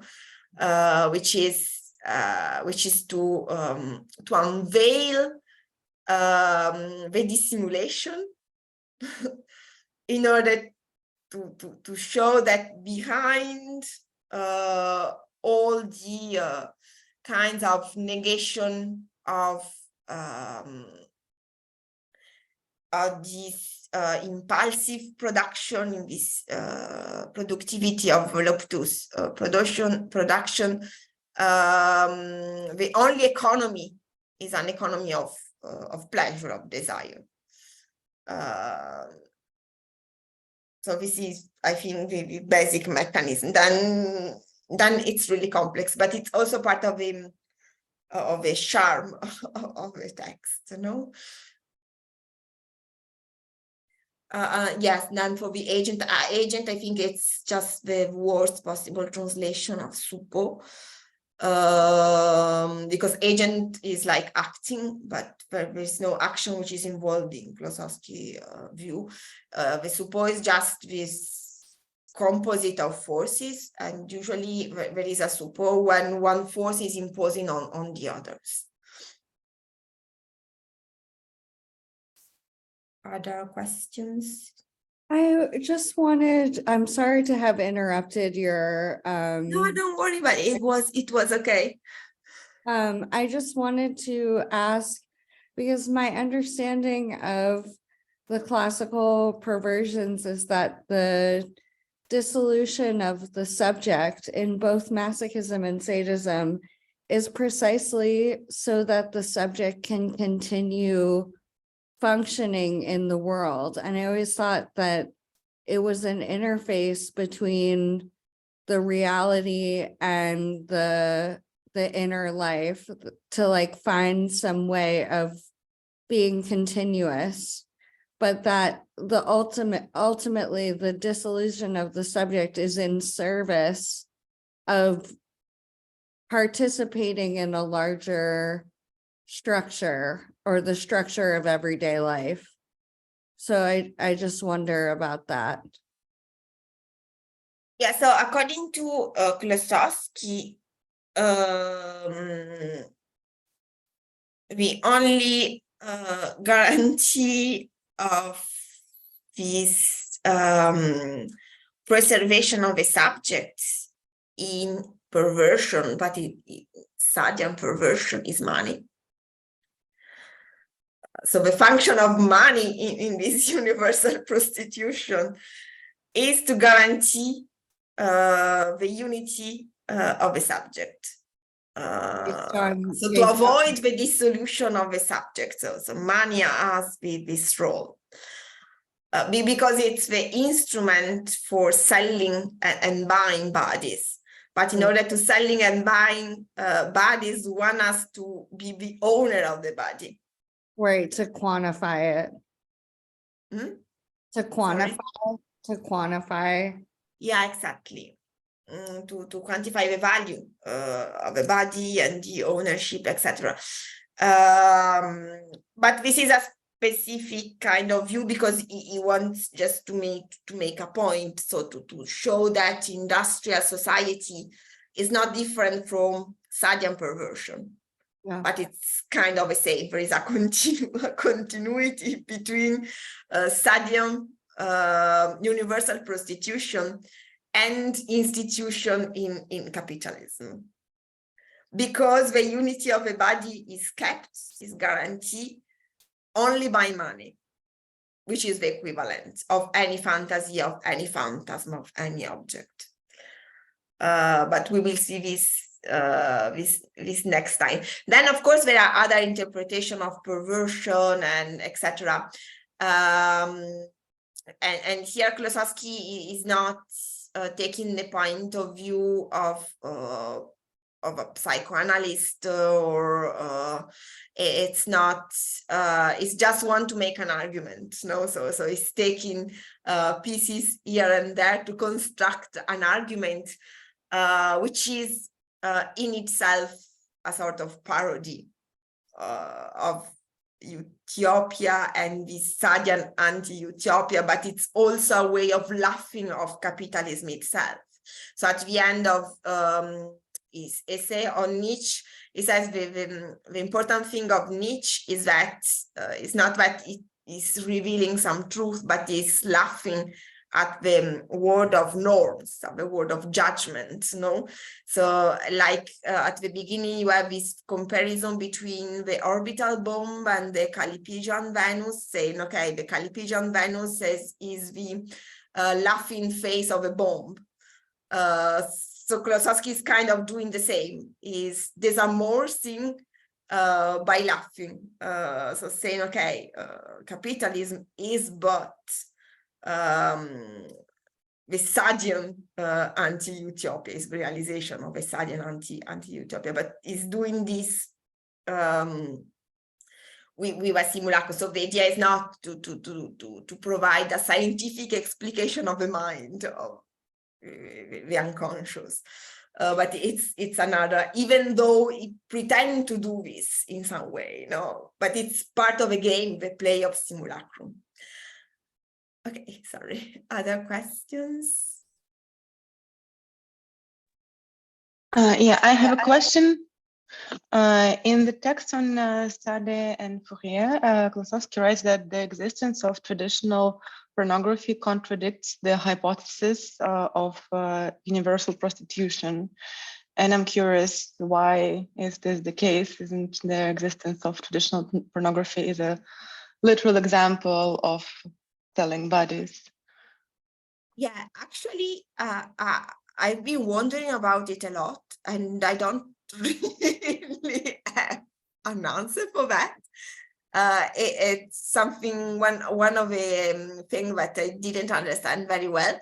I think because it's in the realm of industry of suggestion, rather than in the realm of artistic production. But it's totally unclear for me. Also because I don't know exactly what does he mean with pornography, and how to contextualize this. So yeah, no, I'm sorry, I don't really have an answer. No worries. But I've been wondering for a while. I tried. So if anybody has an idea, you're welcome. Other questions? Yes, I would like to ask more about the means of production in this context, because I understand that that Klossowski assumes the passing from a society where I have like 5 tools and I know exactly what they do, and my life revolves around this, and now I have 1,000 tools that I cannot understand how they produced, and I can only use them without this understanding. And I was wondering about engineering and the means of production, the tools of production as an equivalent of dominance and of dominating, also as we understanding in the BDSM culture today. Yeah, so in Klossowski, the idea is that this means for production, what is important is the efficiency of the instrument rather than the object which is produced.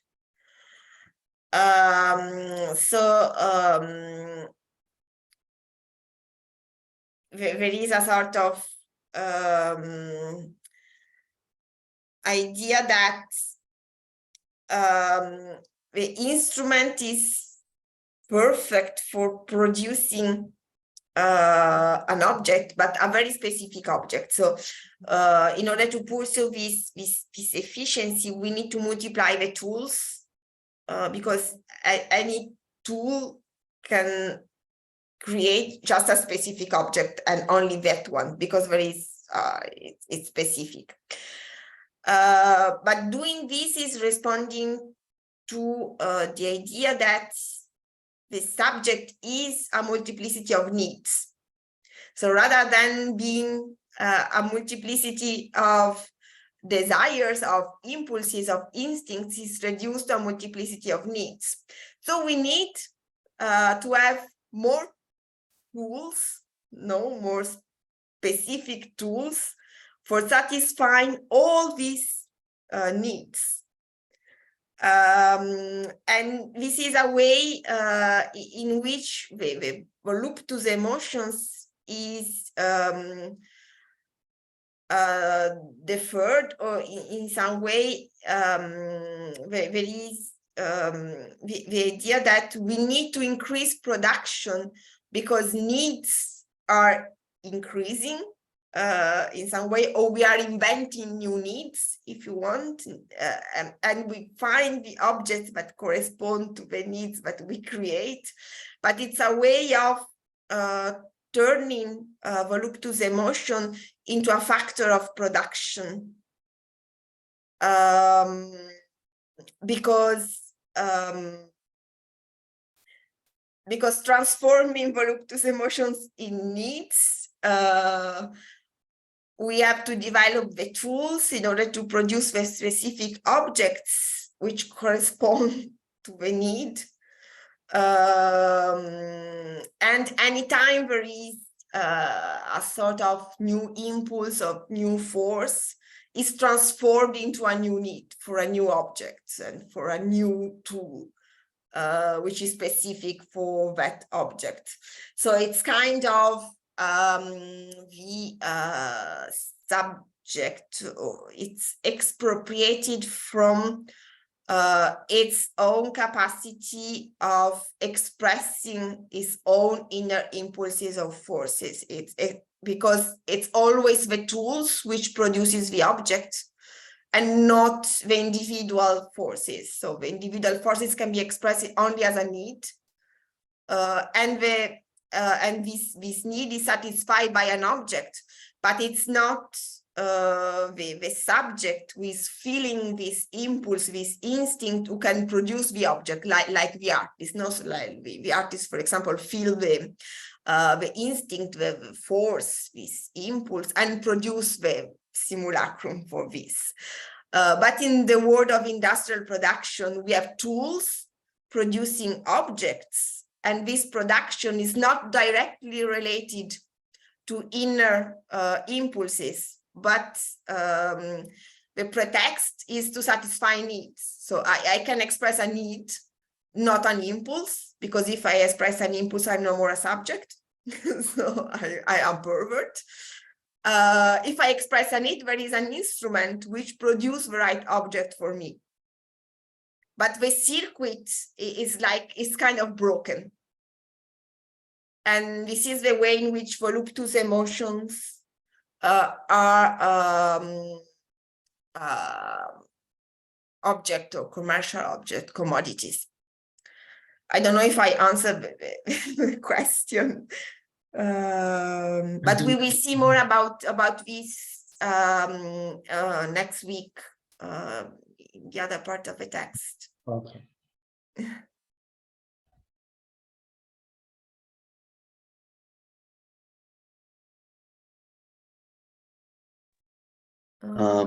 I guess I'm next up on the questions. Also, yeah, sorry about earlier, wasn't able to introduce myself, wasn't able to unmute, but I guess I can do that now before my question. Yeah, I'm James, certificate student in critical philosophy here at the New Center, usually located in Colorado, where I'm master's student in media studies, but currently traveling based in New York at the moment. And yeah, I guess that's enough for introduction, but I guess my question was, you had mentioned earlier that Klossowski was a member of ASFL, and I was wondering, during this lecture, to what extent maybe his interactions with George Bataille or influence from that connection, sort of, because I recently was reading parts of The Accursed Share, and I'm just trying to think of these two, maybe some kind of connection between the two. I mean, I'll kind of leave it there and ask you what you think.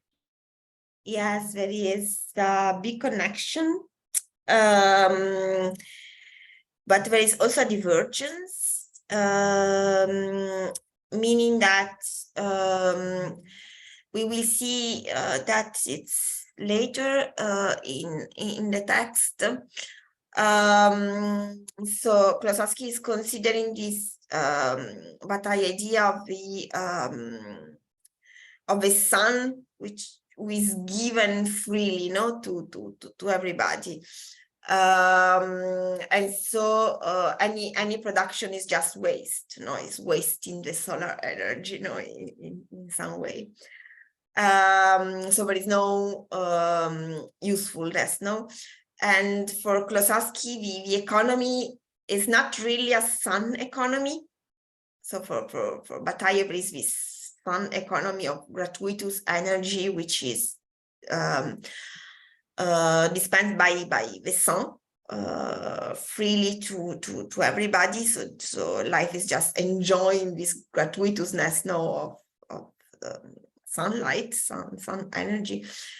And there is no price, meaning that the sun cannot take back. So it's unappraisable. For Klossowski, and so there is no economy which is possible within Bataille scenario. So Bataille scenario basically does not explain industrial society. For Klossowski, the question is how is possible that we make an economy out of something which is free. So voluptuous emotions are free.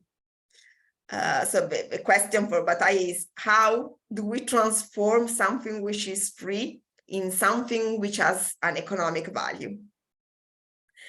So there is a problem in Bataille because it does not allow to explain prices, to explain the difference of value, and to explain trade. How do we exchange things? Why do we exchange things?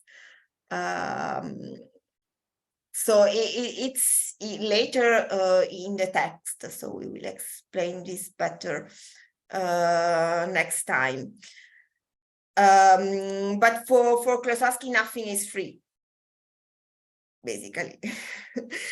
Then there are different ways of measuring value, and different kinds of economic. There is an economic of passion and an economic. Anyway, but it really discussed a lot with Bataille, so it's the same kind of questioning, So for Klossowski, the origin is not the sun, but the origin is this war, this combat against pulsions, against instincts, no? And instincts are plural, whether the sun is just one. And instincts are hidden inside, whether the sun, for example, is manifest. So it's more a Nietzschean position than a Bataillean position, but of course we are related, you know, in some way, because the goal is to show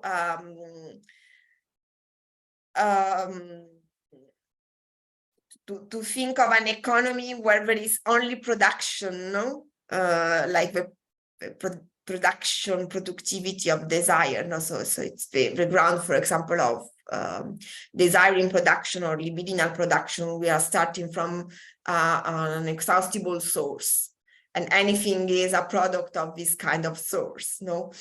In some way. So there are no needs. The basic idea is that needs, the real fiction is needs, is that we are subjects lacking of something, and that we need objects in order to satisfy these needs. But in Bataille, as well as in Klossowski, there are no needs, because there is abundance at the beginning, and not lack. Whether industrial society is based on the fact that there is a lack at the beginning, there is need at the beginning, which is the motivation for production. But for Bataille and Klossowski, it's not like that. Needs are the fiction, and there is abundance at the beginning, at the origin.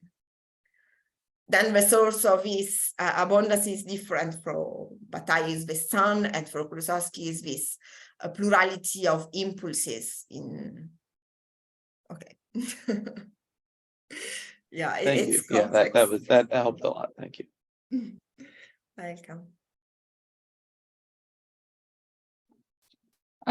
I wanted to ask if we know what kind of art he observed and made his observations, like what kind of art he had in mind when he talks about art being akin to ritual, if I understand. Do we know exactly what kind of artists he considered, or? Yeah, so if considered his own,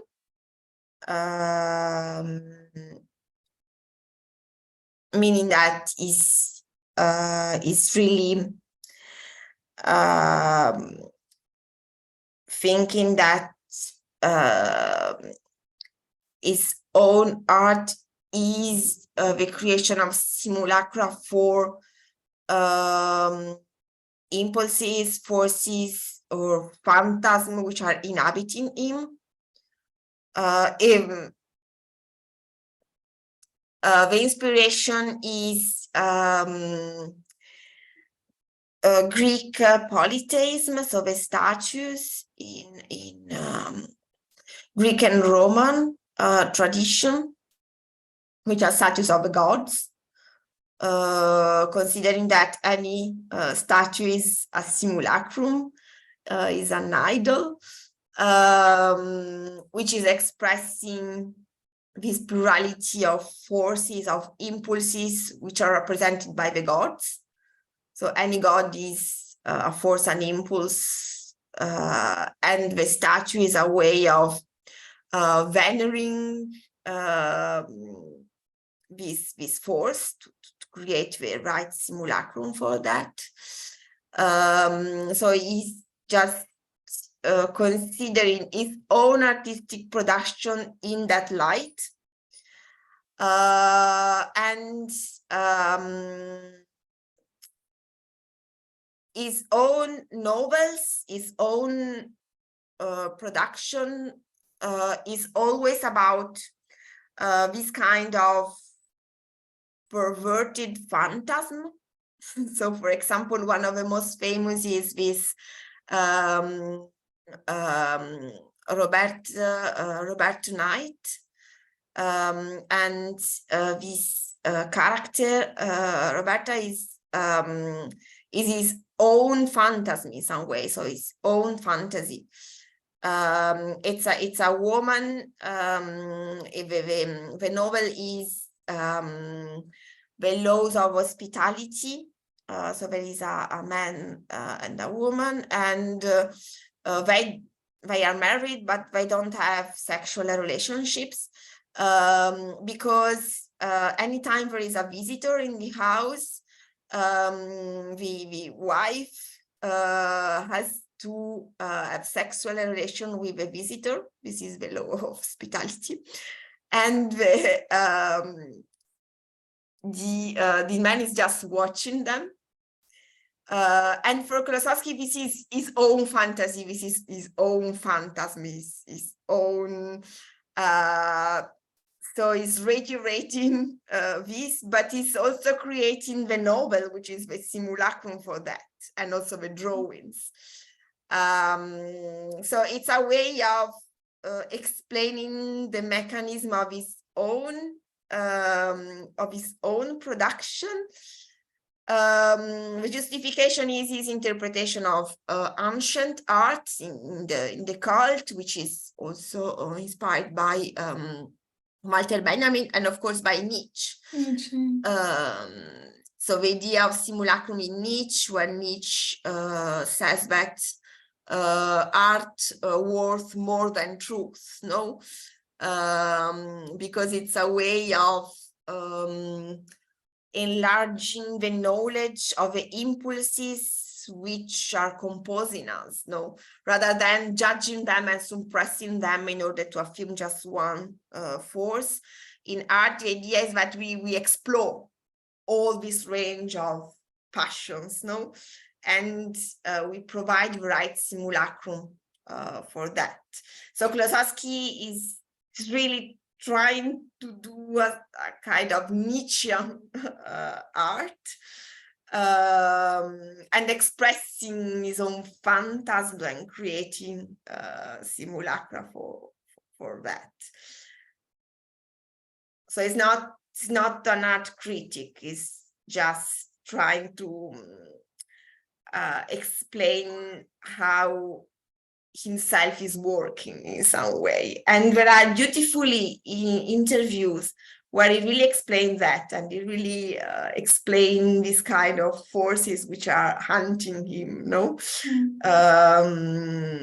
Which are really, really beautiful.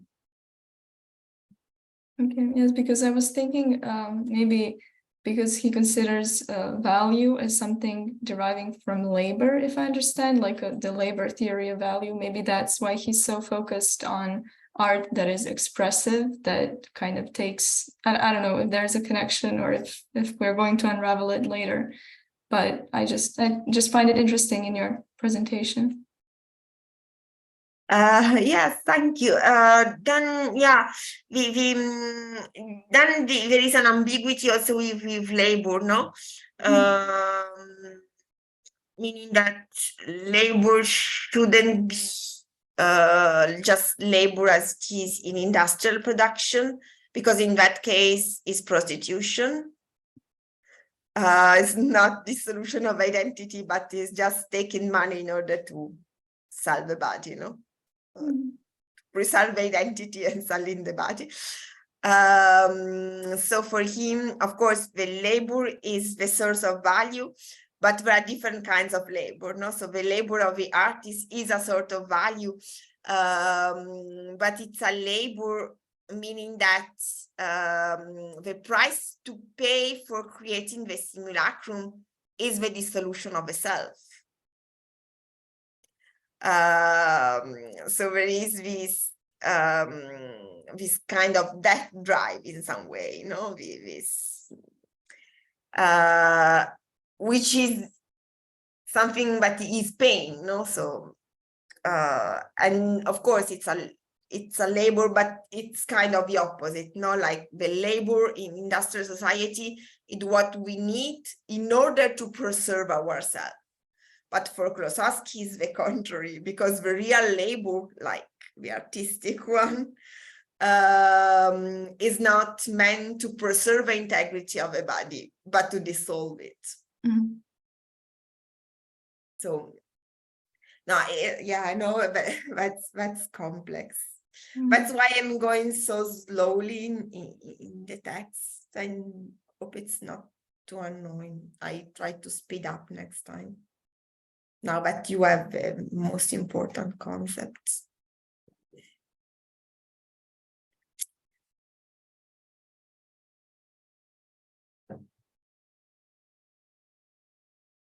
Okay, so if there are no questions, we can stop here and see you next week.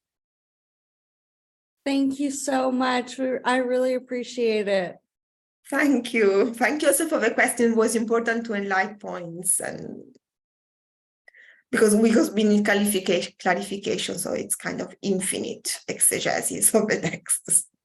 Yeah, it's serious. I also have read Bataille, and a lot of his fiction takes, can be called pathological or perverse.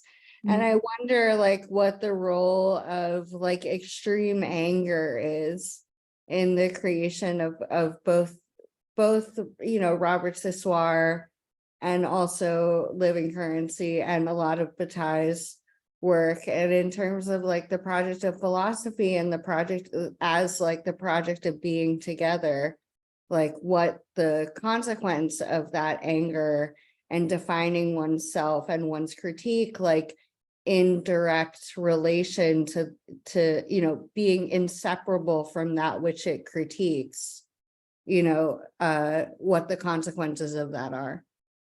But I think that for them, being together means just not being oneself. Yeah. So recognizing that we are already a plurality. Yeah. And so there is violence only under the condition that we are the owner of the body. So we can aggress other bodies which are exterior to us. So the condition for violence and aggressiveness is the ownership of the body, the unity of identity. But if there is no more violence, no more aggression. But of course, the price is that there is no moral subject. It's a difficult kind of reversal, no? I just meant in terms of the cult, the pathological nature of industrial society. If one's anger directs the critique at especially in this sort of cut and paste or fantasy space, and never extricates oneself from the relation to the pathological society, what is the consequence of that? Do you know what I mean? If I spend my time railing against something that I know is wrong and I know is pathological, and as a form of Nietzschean laughter, that's my laughter, is that I can critique it, and that's my sense of agency over it. It seems compromised in a certain way, in that I don't know, maybe this is wrong. No, but I mean, it's a good question. I think that they are not opposing the society, the industrial society. They just think that it's a product of impulses, of forces. Right. So, and they assume that there is or Klossowski at least assumed that the combat among forces is an ongoing one. So that's natural, no? Yeah. Combat of forces, and it's the only way to produce change, to produce innovation. But it's not a way of conceiving the revolution in the name of an ideal. Right, you're right. But something that's inherent to the subject, or the process. Subject. Yeah. Yeah, and I think that in some way it won his battle because his idea, which is a totally strange, kind of absurd idea, had a lot of consequences in, at least in French philosophy. In Deleuze, Foucault, Lyotard, and then there is affiliation of this, so it's going on. There was a sort of fertility, of this idea. So in some way, the simulacrum was productive. There was a production related to this. Yeah, it feels good to read. It's definitely satisfying. Because and maybe the anger that I see in both Bataille and Klossowski is a projection, because it's hard not to be angry at like the hijacking of one's, voluptuous emotion in service of utility, and at the, to prize utility over the self-affirmation and fulfillment of those desires, and a desiring economy that would be, maybe authentic is a weird word, but at least not alienated, maybe is better. Because it seems like a lot of the issue is alienation, as has been said by many people. Yeah. Thank you so much. Thank you. So see you next week. Thank you. Thank you for being here. See you next Sunday. Bye. All right, thank you.